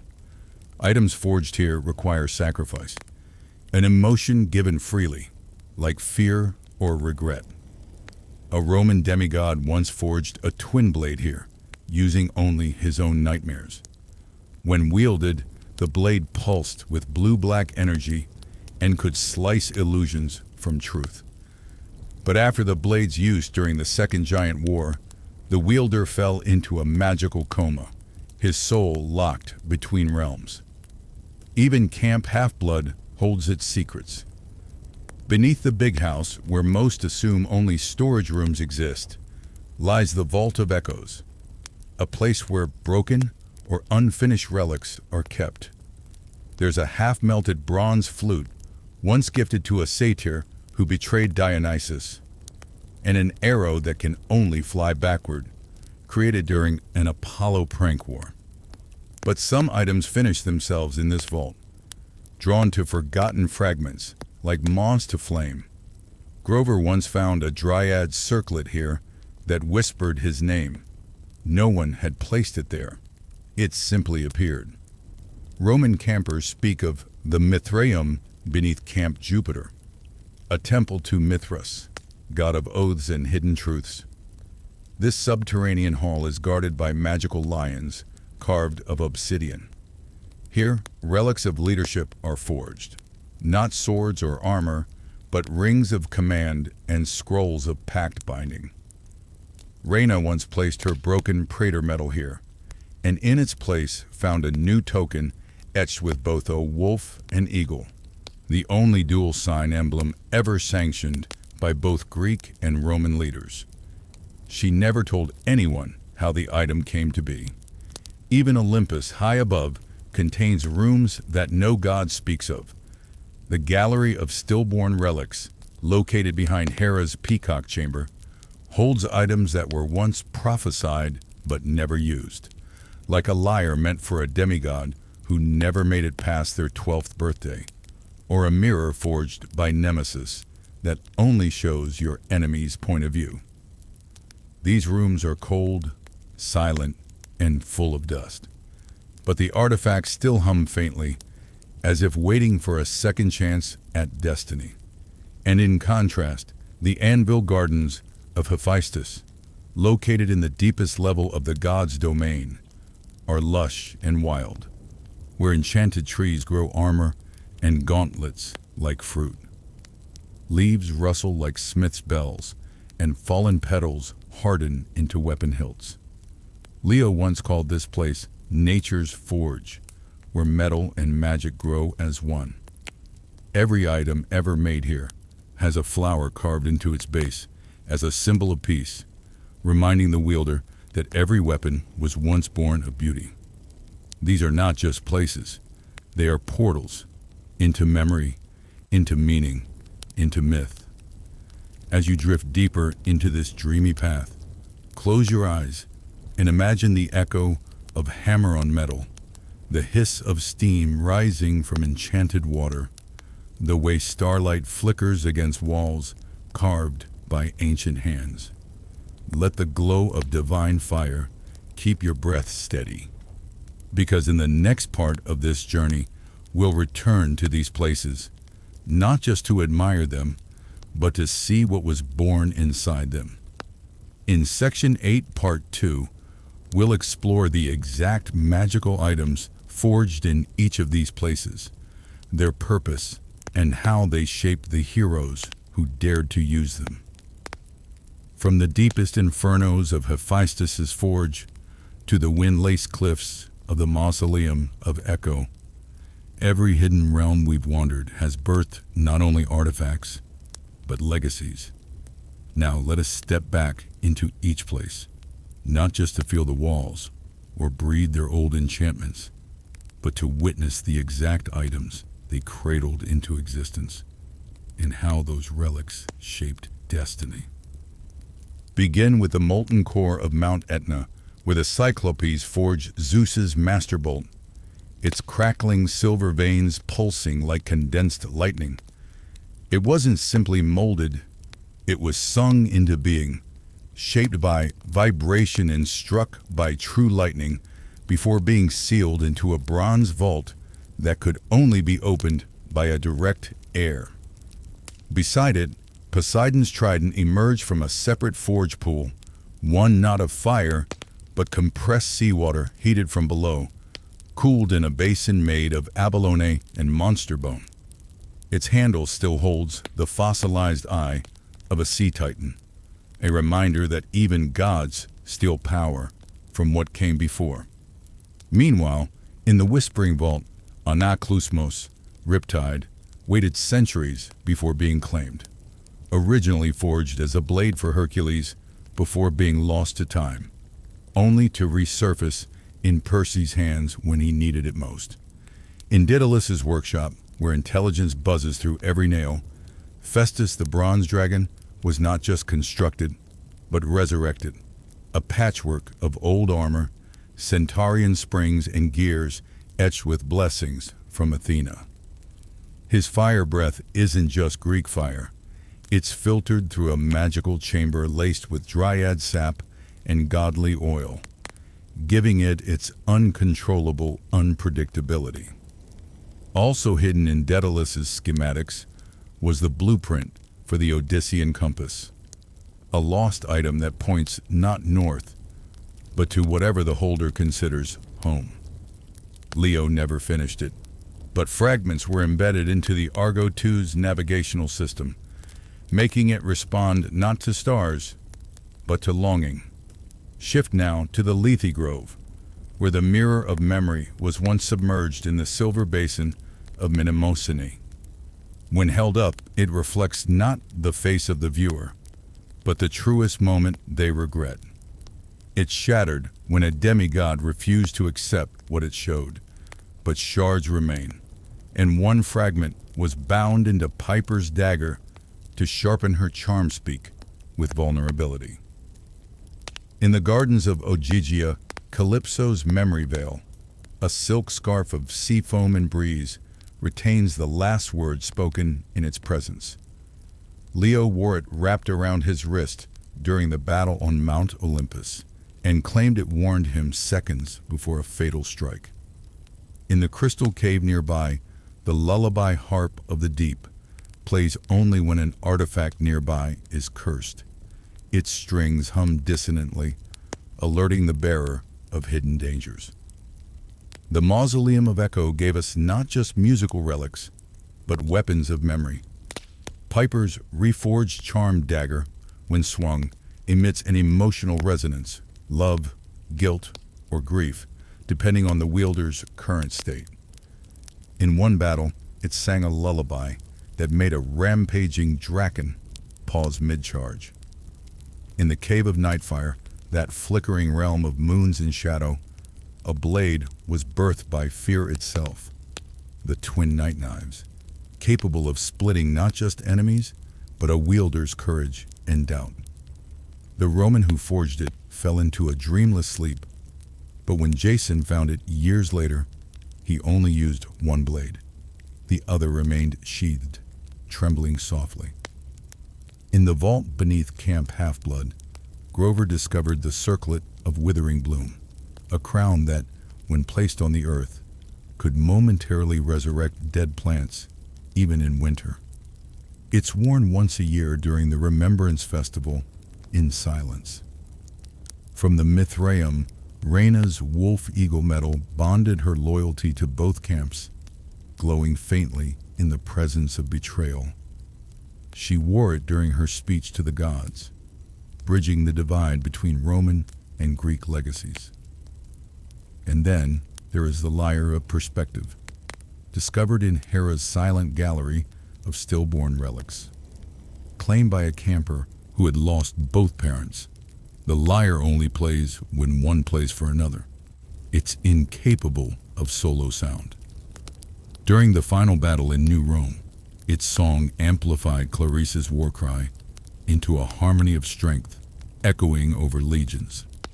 From the anvil gardens of Hephaestus, we also see the gentler side of creation, the gauntlets of bloom, used by Will Solace to heal through touch, sprouting tiny petals that shimmer, then vanish. And there are items still slumbering, the unnamed Aegis, rumored to have been grown rather than forged, and still half buried under roots of bronze ivy. When you hold these relics, you do not simply wield power. You carry stories, half-burnt pages from the archives of myth. Each artifact holds not just a use, but a choice, whether to echo history or defy it. As your eyes begin to feel heavier and the forge fires fade behind your closed lids, know this: the place where an item is born always leaves a mark. And what is forged in secret often guides the loudest destinies. But sometimes it's not the artifact or its origin that matters most. It's who dares to wield it. And so, in our next chapter, we'll follow the echoes of combat, prophecy, and betrayal across generations of heroes and villains, as we uncover the legendary battles fought with these magical artifacts, who carried them into war, and what fates awaited those who bore them. Let your thoughts drift now through memories of enchanted steel and whispered prophecy, because the weight of an artifact is not in its gold or edge. It's in the soul that dared to raise it. Across the span of demigod history, there have been moments when a magical artifact did not sit idle in a vault, nor shimmer peacefully in moonlight, but roared to life in the hands of someone brave, broken, or both. These moments shaped the fates of heroes. Imagine standing at the edge of the Titan War. The sky flickers with lightning, but it's not from Zeus. It's from Thalia, daughter of the storm, wielding Aegis, the shield of divine fear. The moment she raised it, the battlefield hushed, as monsters who had no heart felt something like panic for the first time. But the weight of that fear, it cost her. When she lowered the shield, her own doubts echoed louder. Or go deeper into the second gigantomachy, when Hazel Levesque, barely past childhood, faced Siren on a cursed clifftop. The only thing keeping her anchored was her Spada Umbra, the shadow blade gifted by Hecate, a blade that only sliced through what one feared most. And when she struck, it wasn't his body she cut. It was the ancient arrogance that held his soul together. In that same war, Jason Grace's final stand beneath the stormy dome of Split Sky Canyon burned itself into camp half-blood memory. His imperial gold gladius, forged by his father and blessed by the winds, was never the sharpest blade. But when he raised it in defiance of Kaimopaleia, the rogue goddess of sea storms, and chose sacrifice over survival, the sword flared blue, then fell silent with him. Even now, it rests in a shrine below New Rome. But not all battles were grand. Some were small, quiet, and deeply personal. Annabeth Chase, trapped within Daedalus's labyrinth, used her dagger from Luke to cut through illusions cast by her own mind. At one point, she saw her mother's face whispering doubt. She gripped the dagger, not for strength but for memory. She didn't strike. She walked past. And sometimes, the wielder of an artifact isn't the one who claims it. It's the one who believes in it. During the siege on Mount Orthus, Clarice LaRue refused to fight until her dead friend Silena Beauregard's armor, still smeared with the dust of betrayal, was presented. Clarice wore it not for glory, but as a promise. When she rode her chariot into the fray, her spear surged with inherited fury, and even Ares blinked. Then there was Leo Valdez, whose tools were never weapons until they needed to be. When the Argo II was swarmed by Empusai during the ambush at the Isthmus of Corinth, Leo pulled out the astral wrench, a relic designed by Daedalus and given to him in a dream. It hummed not with destruction, but with innovation. He didn't attack. He reprogrammed the enemy's magical bindings mid-fight, causing half of them to collapse into sparking dust. Another tale, hidden in Artemis's forgotten scrolls, tells of a young hunter named Euryale, who wielded the moonstone bow, a silvery relic passed through huntresses only once per century. In the Battle of the Broken Pines, she aimed at a titan who mocked the stars. She didn't strike to kill, but her arrow split his own curse in half, freeing dozens of enslaved spirits. Her bow vanished after that, as if it had served its final purpose. Not all artifact battles ended in triumph. Ethan Nakamura, son of Nemesis, carried a broken blade, half of which had once belonged to a cursed Spartan prince. During his betrayal on the Princess Andromeda, he tried to strike Percy with it, but the blade shattered, turned against his own ambition. The pieces sank into the sea. Rumors say a naiad found one shard and now uses it to cut only lies. Meanwhile, Nico D'Angelo, in the Siege of Tartarus, used the Stygian iron blade gifted to him by Hades to sever chains not made of metal, but of memory. When he freed Bob the Titan from mental imprisonment, His blade absorbed not only the curse, but a piece of Nico's own hope. He said later he dreamed of the underworld singing to the sword, as if mourning him in advance. In the wars between the camps, artifacts chose sides. When Roman steel clashed with Greek bronze during the Mark of Athena conflict, Rhena's silver-dipped javelin, imbued with an oath-binding enchantment, shattered not on a shield, but on Annabeth's conviction. That moment wasn't about strength, it was about restraint. They both stood down. The artifact was never reforged. Further back, in the days of Charles Beckendorf, the young Hephaestus camper turned his hammer of Prometheus, usually a tool of forging, into a bomb core when he gave his life aboard the enemy ship. It was a quiet war, inside a heart full of fire. But the relic still exists in fragments, now carried in the pockets of younger campers as a charm of defiance. In Camp Jupiter's archives, one finds mention of Lupa's collar, a metal and leather artifact once worn by the ancient wolf goddess herself. A Roman demigod named Lucia wore it into the last gauntlet, a cursed trial of silence and fire. She emerged days later, eyes golden, never speaking again. But her presence has haunted Camp Jupiter's defenses since, silent, powerful, and watching. During the Gaea uprising, Percy Jackson carried not just Riptide, but also the Pearl of Poseidon, a one-time artifact that could seal away any elemental threat. He used it not to win, but to trap himself and an enemy inside a whirlpool until aid arrived. The sea opened only when Annabeth called his name, not because of the artifact, but because of love. And even in minor battles, artifacts have whispered. Rachel Elizabeth Dare, Oracle of Delphi, once hurled the Scroll of Remembrance, an ethereal prophecy scroll that burns lies and reveals truths, into the face of a Laconian ghost. The spirit disintegrated, unable to survive truth spoken so directly.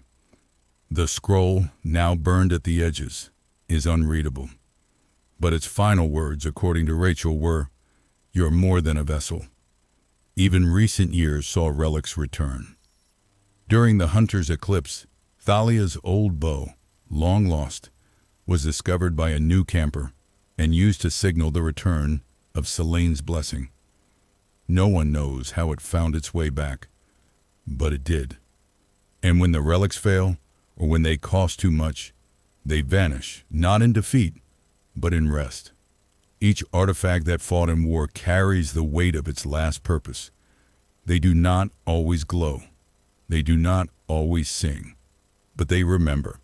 And if you listen, really listen, as you drift deeper into sleep, you might hear one calling still, not for a wielder, but for a story. As we continue into the next part of this chapter, we'll examine even more mysterious cases, when artifacts changed hands between heroes and villains, when curses reversed, and how fate itself shaped who could truly wield these legendary objects.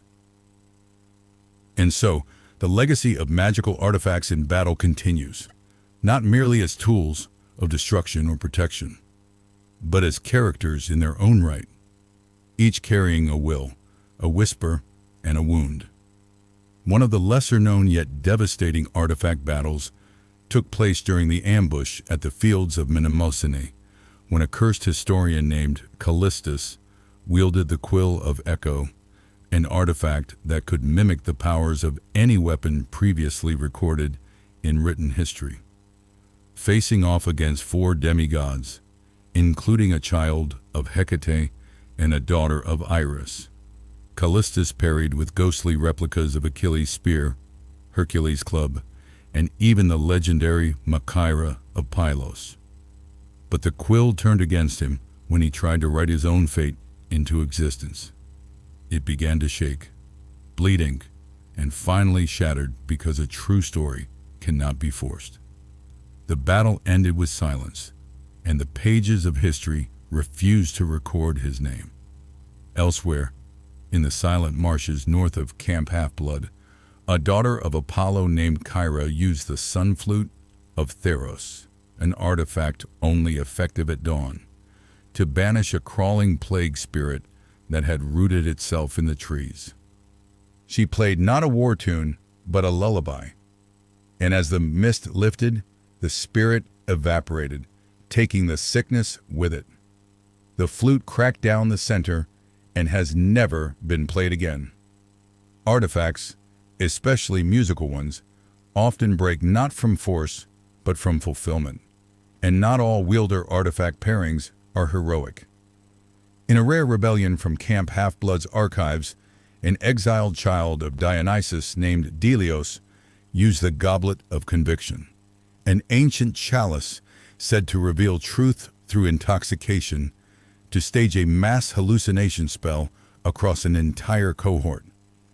The goblet's wine shimmered with illusion, and for 20 minutes, the demigods inside thought they had won a war that hadn't begun. The disillusionment that followed nearly tore the cohort apart. The goblet was shattered and buried beneath the mess hall, cursed never to be reformed. Yet it is said that during festivals, laughter still echoes near that spot without reason. Some artifacts, like the coin of Janus, never truly choose a side. When wielded, the coin offers a chance at alternate fate. Flip it, and if the outcome is honored, reality bends slightly in the user's favor. But if the wielder lies about the flip, the artifact punishes them with a fragment of a parallel timeline where they failed. One Roman demigod, Marcus Aelian, used the coin before charging a manticore siege. He flipped and honored it, and the winds turned. Later, he lied during a lesser skirmish. That night, he vanished, and only the echo of a voice remains in the valley. I chose wrong.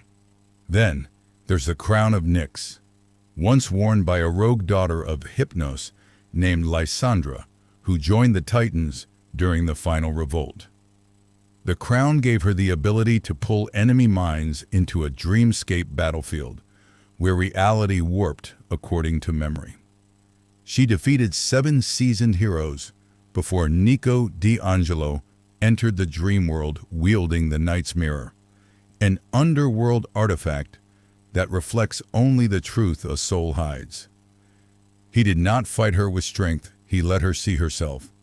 She fell weeping, and the crown shattered into black sand.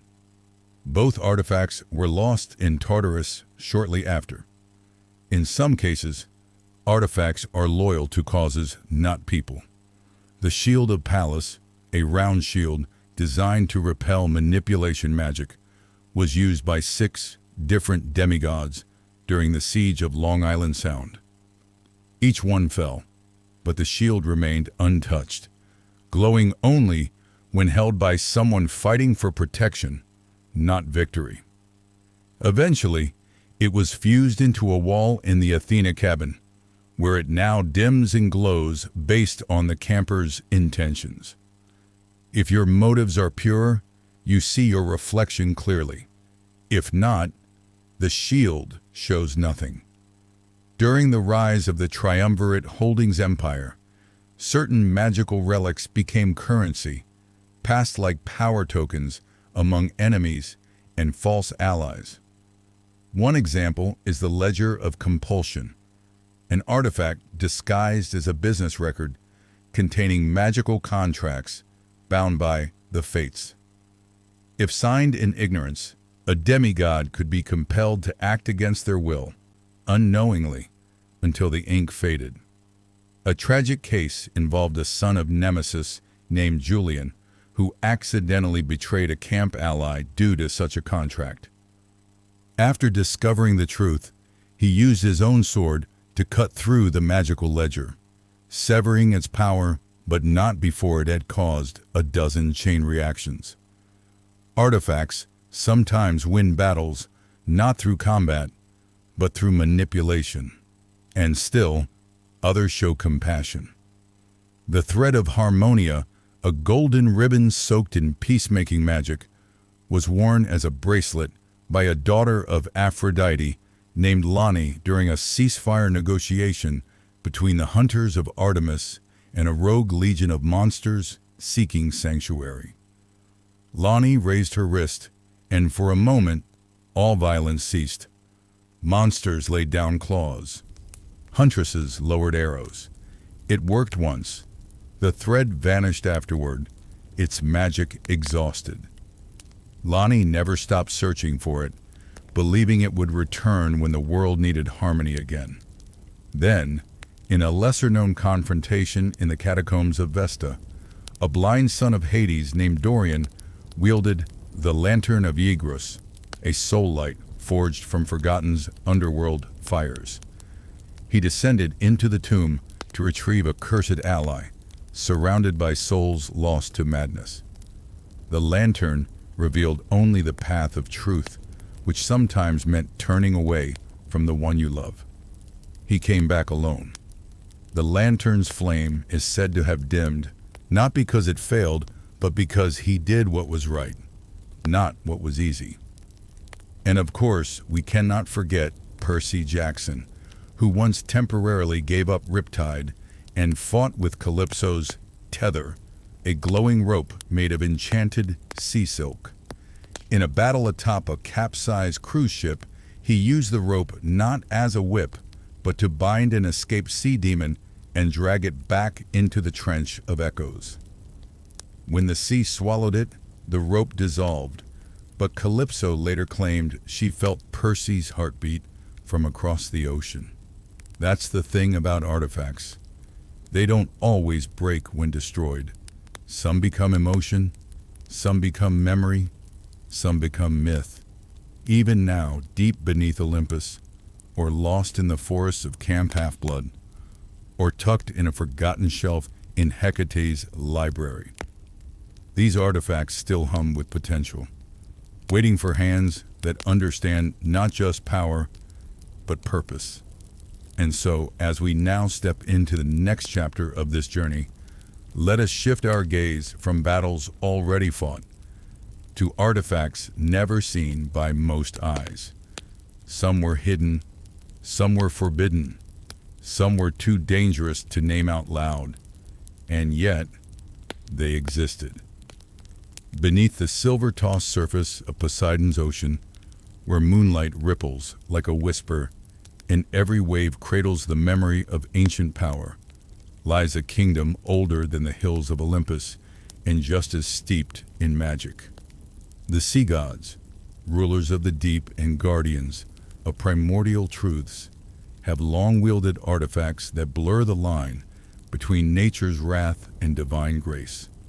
Tools so potent they hum with the pulse of the ocean itself. As you drift deeper into this tale, imagine yourself sinking gently into the warm, sapphire blue currents of the Mediterranean, where sunlight fades into indigo silence and mysteries sleep just out of reach. The first of these treasures is Poseidon's trident, not merely a weapon, but an extension of his will. Forged by the Cyclopes in the ancient days, alongside Zeus's master bolt and Hades' helm, the trident governs every tide, quake, and storm, a divine remote control for the sea itself.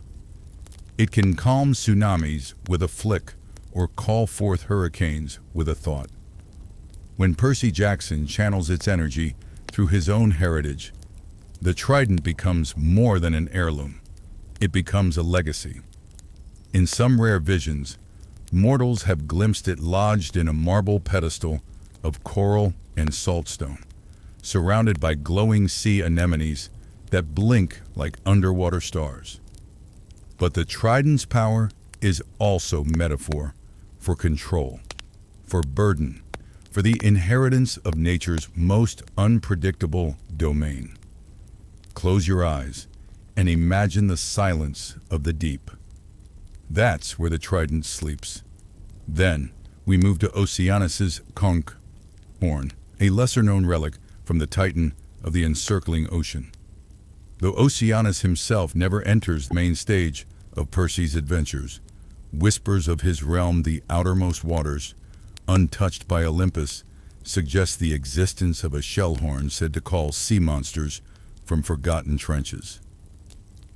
Only once in the lore is a similar horn heard, when Tyson blows into a magical conch and summons hippocampi. But imagine a darker, older version, a spiral shell longer than a mortal's arm, etched with barnacles that glint faintly with celestial bronze. Its note isn't melodic, it's ancient, a cry of summoning that even the kraken would obey. Some say this horn could command the sea's creatures to rise in rebellion, to turn the ocean against Olympus if ever the Titans returned. And then there's Triton's conch shield, an artifact half weapon, half symbol of station. Triton, son of Poseidon and messenger of the sea, wields this curved shield that doubles as both defense and resonance amplifier. In Percy's world, Triton is proud, arrogant, but his weapon is elegant, carved with concentric wave patterns and pulsing with a gentle, aquatic glow. Some believe the shield can silence sound underwater or project commands across vast swaths of ocean. Others say it hums lullabies of the sea when held at night, stories Poseidon used to sing to his children. Next, let us turn to the Pearl of Persephone, a surprising sea-bound artifact tied to both land and underworld. Though given by Hades' daughter, it functions like an escape route from death or confinement. Percy uses one to escape from the underworld, and we later learn that these pearls form within clams touched by Persephone's spring magic. In rare cases, when sea foam meets underworld minerals, these pearls form on the seafloor and shimmer with an opalescent green light. Only a few exist. They dissolve into smoke and safety, returning the bearer to a place they long for most. Let that settle into your thoughts as you float, that the ocean, dark and vast, could carry such tiny miracles, pearls that carry home in their shell.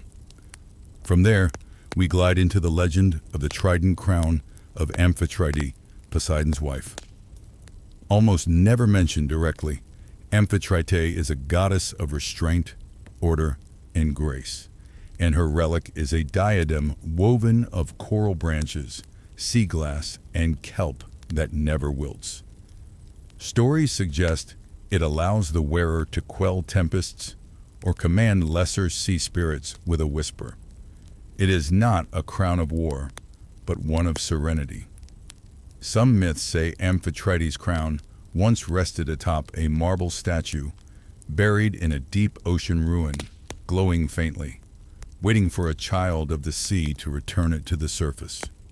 And then there's Delphin's shell ring, belonging to the dolphin god who convinced Amphitrite to marry Poseidon.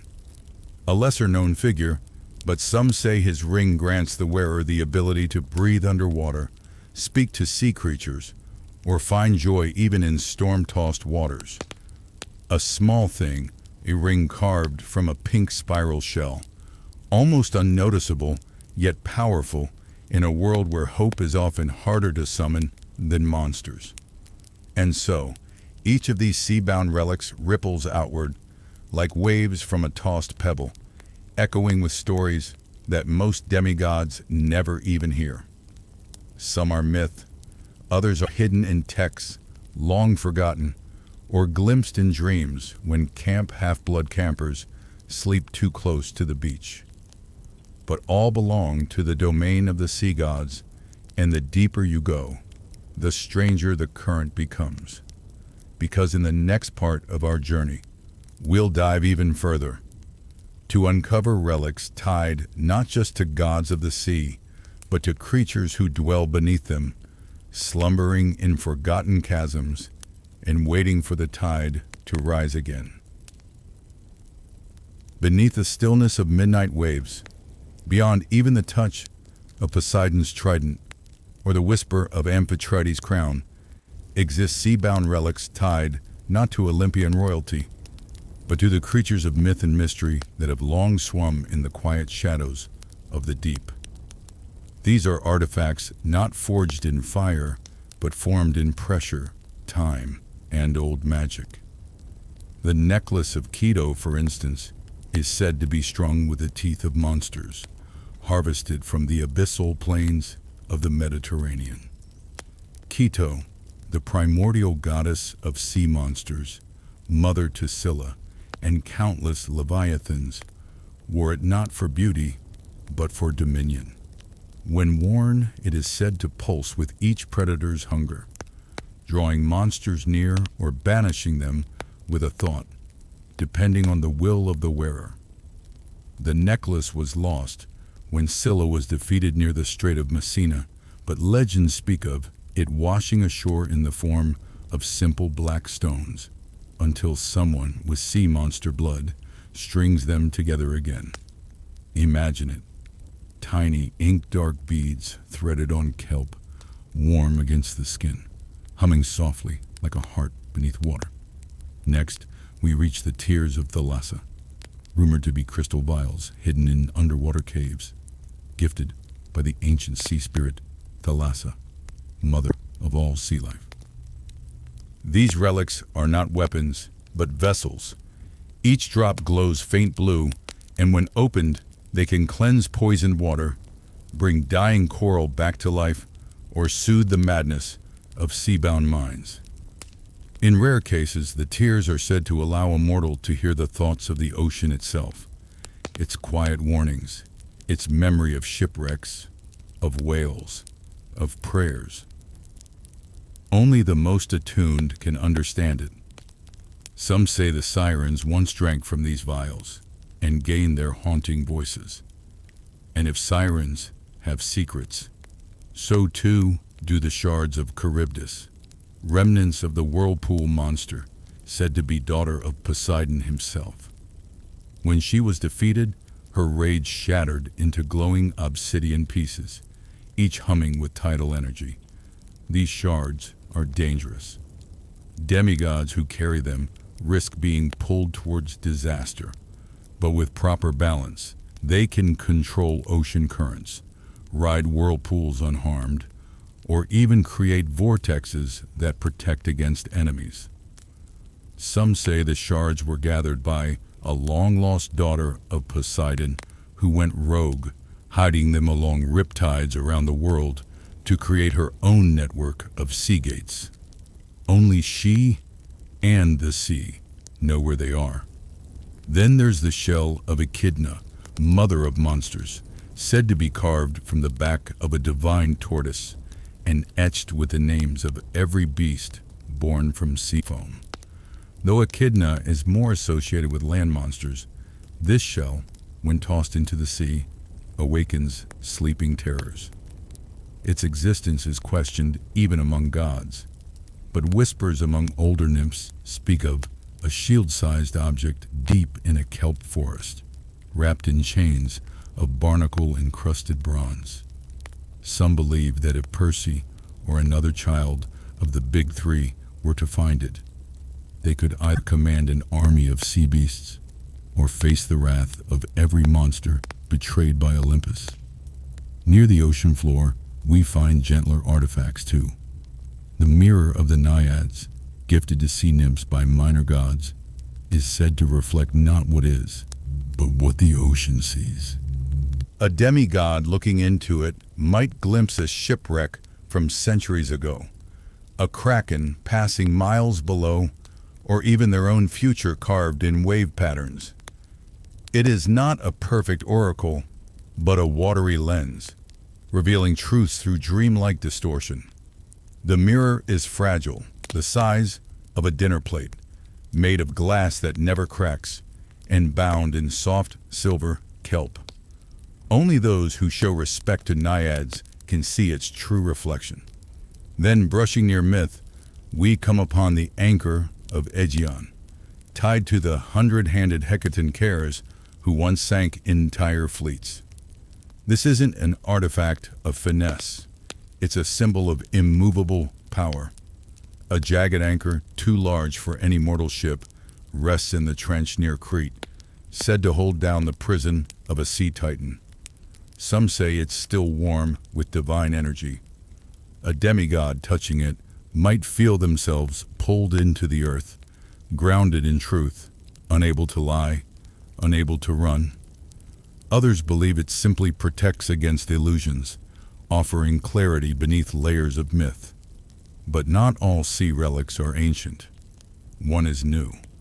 The compass of Daedalus, rumored to have been forged in his underwater workshop before his death, is said to point not north, but toward what you seek most beneath the sea, be it truth, danger, or memory. It is a golden disk, spinning even when held still, humming gently with lost knowledge. Some say Annabeth once glimpsed it in a dream, clutched in the hands of a drowned automaton, resting in a sunken temple. And finally, we end with the first coral, a myth among myths. The story goes that when the sea first met the sky, a single stalk of glowing coral bloomed in the twilight shallows. Touched by Nyx and loved by Pontus, it grew until it hardened into a staff, neither weapon nor relic, but a symbol of balance. No one has seen it in millennia. Some say it lies in a bubble of preserved light, beyond mortal depth. Others whisper that a child of Poseidon will one day need to find it to heal the sea itself, should it ever turn against the world. Let the weight of that rest gently in your thoughts. That even the sea, fierce and mighty, once had a beginning, and in that beginning a gift was born. And so we close this chapter of oceanic artifacts, the shimmering relics of wave and current, of power and peace, of song and storm. As the tides still and the sea foam settles, we prepare to surface from Poseidon's realm and swim toward the skies, for our next section will take us beyond sea or storm, into the realm of gods who travel, of roads that change, of boundaries both mortal and divine. In Section 11, we explore the enchanted tools of travelers, messengers, and shapeshifters whose magic doesn't bind them to one place, but opens the paths between them. Not all magic is tied to thrones or oceans, to ancient forests or sun-scorched temples. Some of it moves, drifting like wind through unseen doors, walking in worn boots down hidden paths, gliding through dreams, changing masks, changing forms, always shifting. These are the artifacts not of war or command, but of motion, freedom, transformation. They belong to gods like Hermes and Iris, Hecate and Morpheus, and to the many quiet powers who slip between realms when no one is watching. The first among them is perhaps the most iconic, Hermes' winged sandals, known in myth and dream as the Talaria. Crafted by Hephaestus, but given to Hermes at birth, they are not just shoes, but flight incarnate. They carry the wearer not only across lands, but through shadow and sky, to Olympus or Tartarus, depending on intent. The wings at their heels glow faintly golden, flapping silently, and when a demigod wears them, as Percy once did, time seems to slow, and the air parts before them like a curtain. But these sandals are also unpredictable, attuned to the god's essence. In hands too heavy, they vanish.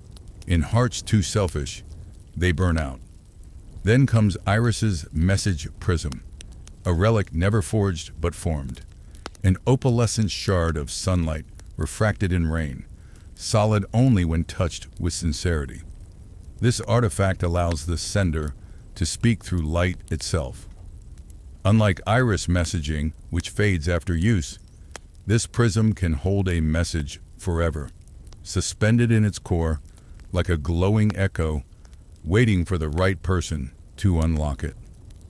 Camp Half-Blood rumors tell of one such prism hidden in a child's locker, showing their parents' true voice when touched under moonlight. Others believe Annabeth used it to decode messages from Athena in dreams. Next, we drift toward mystery, Hecate's triple key. This isn't a key to a door. It's a key to possibility. Threefold in silver, it appears different to every holder. As a compass, a candle, a mirror. It opens crossroads, both literal and metaphorical. One twist might lead to memory, another to illusion, the third to power. Demigods who follow Hecate's path sometimes dream of holding the key, but always must choose only one door. The wrong one might trap them in their own past. Then there's Morpheus's dream coin, a thin obsidian token that glimmers only when closed eyes see it. If placed beneath the pillow or tongue, it invites the user into dreams, not just their own, but others. The coin is how the dream realm remains connected across minds. It can help send messages, share visions, or even allow two people to walk together in sleep. But if misused, it leads deeper, to places where monsters also dream. The coin is double-sided. One face bears a moon, the other a blank mirror. No one knows what happens if the coin is flipped mid-dream. Another curious object, the cloak of Janus, woven with dusk on one side and dawn on the other. This isn't merely a garment, it's a contradiction. Janus, god of beginnings and endings, of doors and thresholds, offered it once to a mortal who could not decide their fate. The cloak allowed them to live one path during the day and another at night. Some say Luke Castellan once touched it and wore it before he betrayed Olympus. Others say it still hangs, untouched, at the boundary between year's end and year's start, visible only at midnight on New Year's Eve. In contrast to the cloak is the lantern of Kiona, snow-cold and fragile. It lights the path only where one cannot return. Carried by those who seek exile or transformation, it shows the way not forward, but away. The flame inside is blue-white and never burns.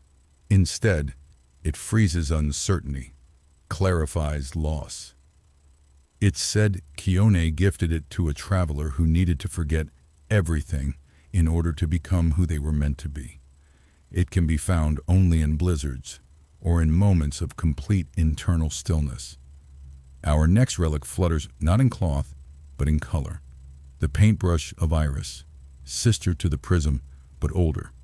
It holds no pigment, only potential. When dipped in water and drawn through air, it creates paths that appear only to the chosen. Footbridges of color, steps made from shimmering rainbows. A demigod once used it to walk from one cloud bank to another, searching for a sibling they never found. The brush leaves no trail behind, just the memory of movement. From brushstrokes to beats, we find Pan's reed pendant, strung from the last hollow reed the wild god ever played.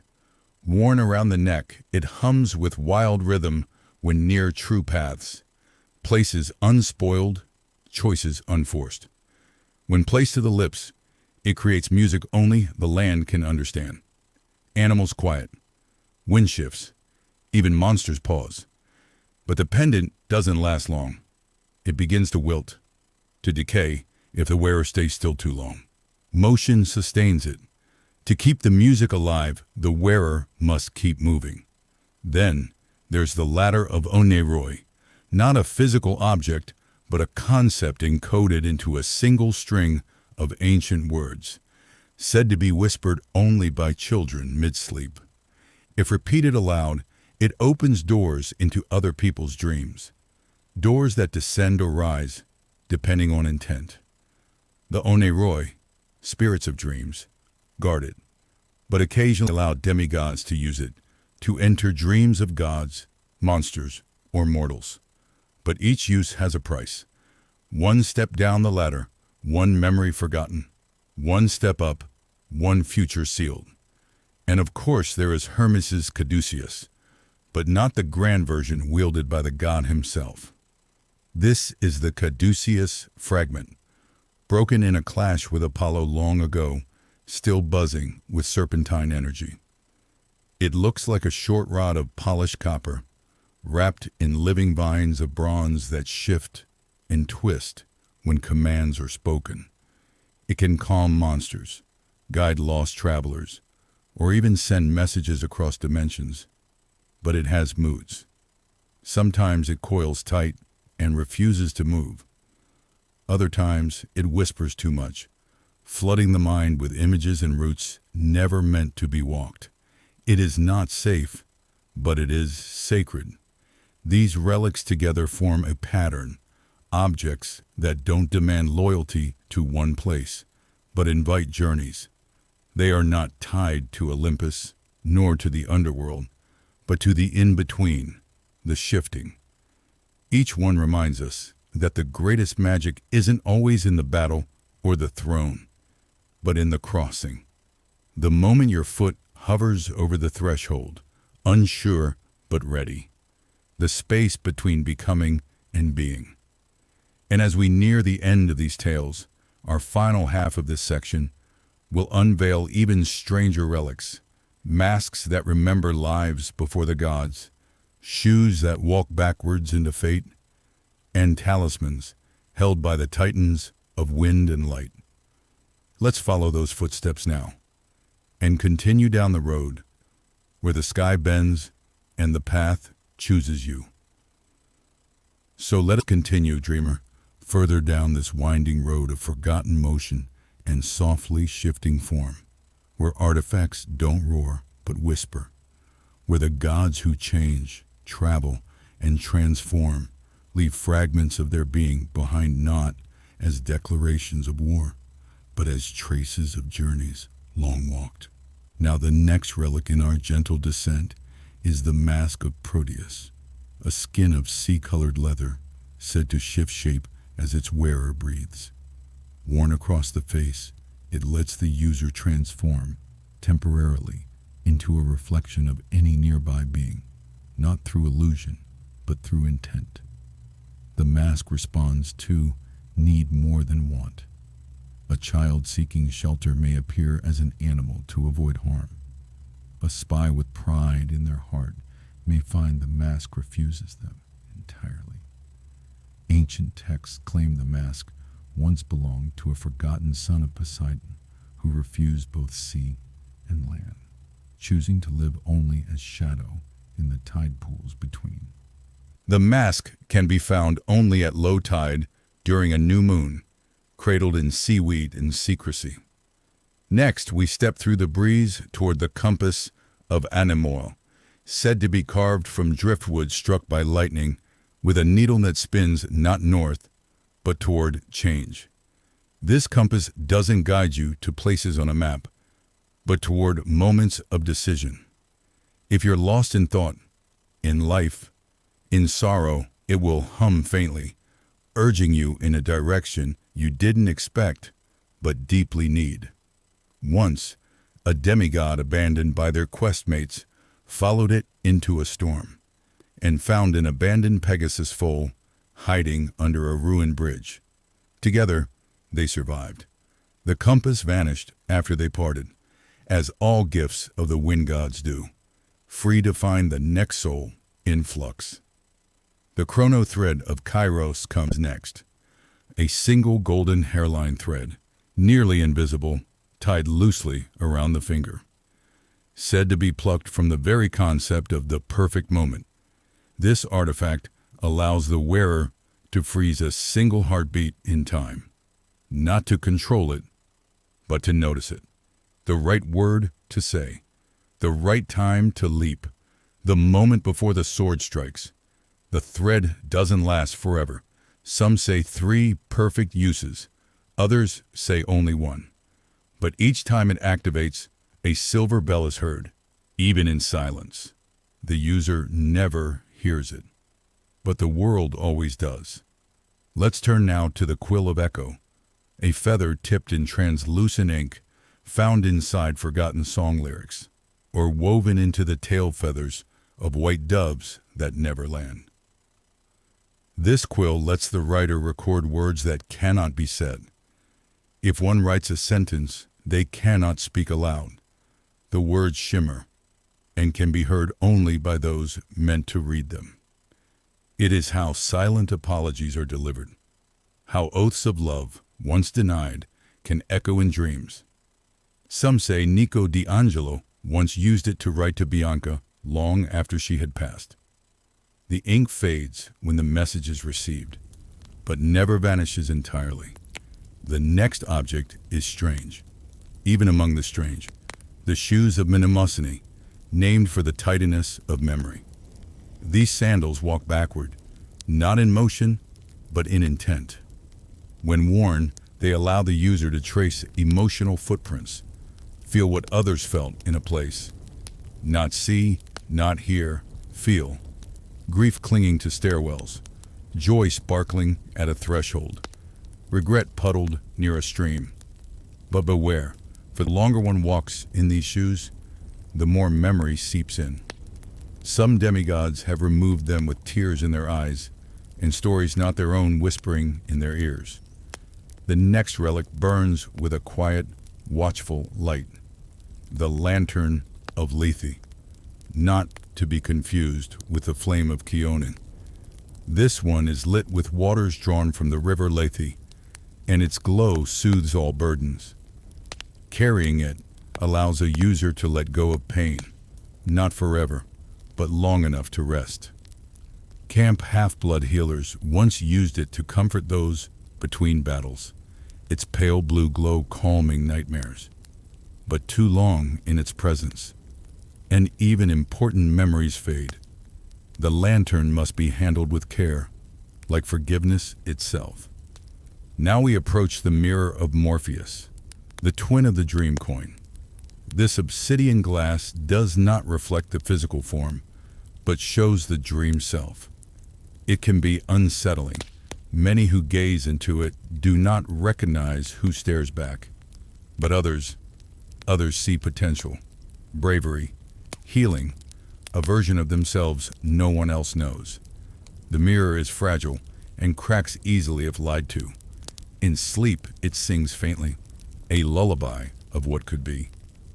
Then there is the map of Aeolus, an ever-shifting parchment of wind currents and airborne thoughts.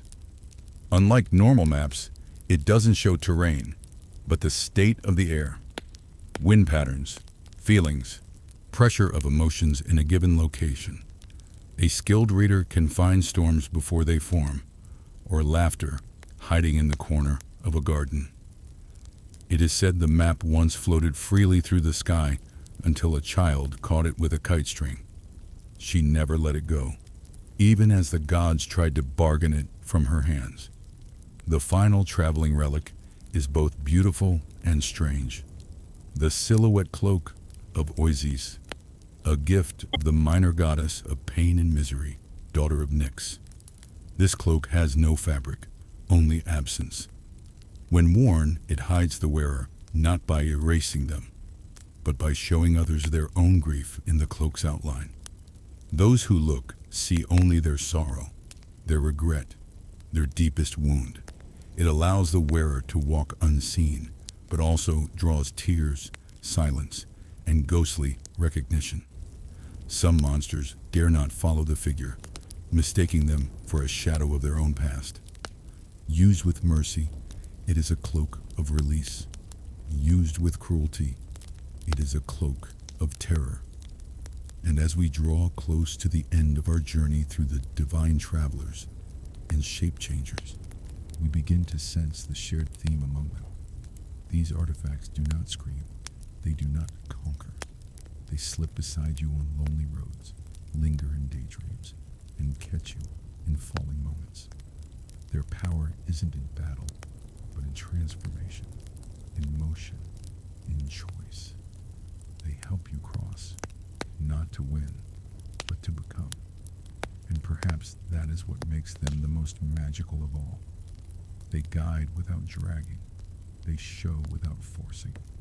And with that final relic placed softly back in its invisible cradle, we now drift gently into the final pages of our story. The end, but also the beginning of sleep. In our final section, we'll dim the lights. We'll whisper through a soft recap. Let the dreams settle. Let the magic rest. You've seen so much. You've wandered far. Now let's slowly return to the shore of rest with the final lullaby waiting in the outro.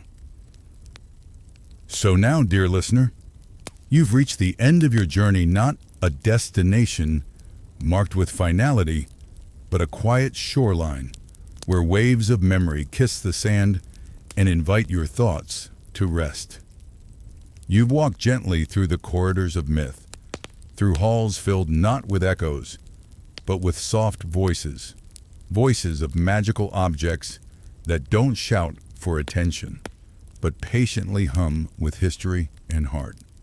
From the celestial bow of Artemis to the shattered blade of Kronos, from the cursed rings worn in silence to the memory-laced sandals that remember what we cannot. Each artifact you've explored was more than an object. It was a feeling, a decision, a moment of choice wrapped in magic. Let yourself breathe now, slowly. Let the weight of these stories melt into your pillow. You've followed demigods through battlefields and secret rooms, across oceans, into underworlds, and high above Olympus. And now you return to yourself. With each blink that slows, each muscle that sinks just a little deeper into comfort, let your mind gently revisit the things we uncovered. The three weapons of destiny: Riptide's calm strength, Backbiter's treachery, and the lightning bolt's divine will. The shields that protected not only lives, but identities. The enchanted garments that shimmered with silent promises, the Helm of Darkness, the cap of invisibility, the winged shoes that turned fear into flight. You remember the sound of the golden fleece swaying in the wind of forgotten islands, the gleam of celestial bronze etched by ancient hands, the smell of sea spray around Poseidon's trident. Let those feelings drift through you now, not with urgency, but like distant music, half heard through a window. You saw curses passed down like heirlooms, like Pandora's Pythos, or the cursed sword Anaklusmos nearly became. You held torches that guided the dead, masks that changed your shape, and scrolls that could rewrite the truth. You wandered the world between what is seen and what is hidden, the world of transformation, of wind and time, where compasses spin toward change and lanterns burn with the quiet mercy of forgetfulness. Think now, softly, about the quieter relics. The quills of silence, the earrings that stored voices, the dream coins spent only once in a lifetime. These were not treasures of war, but of wonder, of healing, of becoming. They were left behind not to conquer, but to remember. Some were lost, others were forbidden, and a few were never meant to be found. And yet, in this gentle story space, you found them all. You've wandered through every vault and hidden realm, peered beneath every spell, read every folded map, and now the tale is told. The adventure doesn't end, but your body can rest now. Your mind can soften its grip. Every character you met, every whisper of an ancient god, every demigod's scar and sacrifice, they're settling too. As if the whole mythological world you just drifted through is curling up beside you, with the stars as your canopy and the artifacts tucked safely back into their velvet shadows. You've earned your place in this tale as the listener who followed every thread, who explored every corner, who believed that the most powerful magic is the kind you don't always see. Now imagine the lights of Camp Half-Blood flickering in the distance.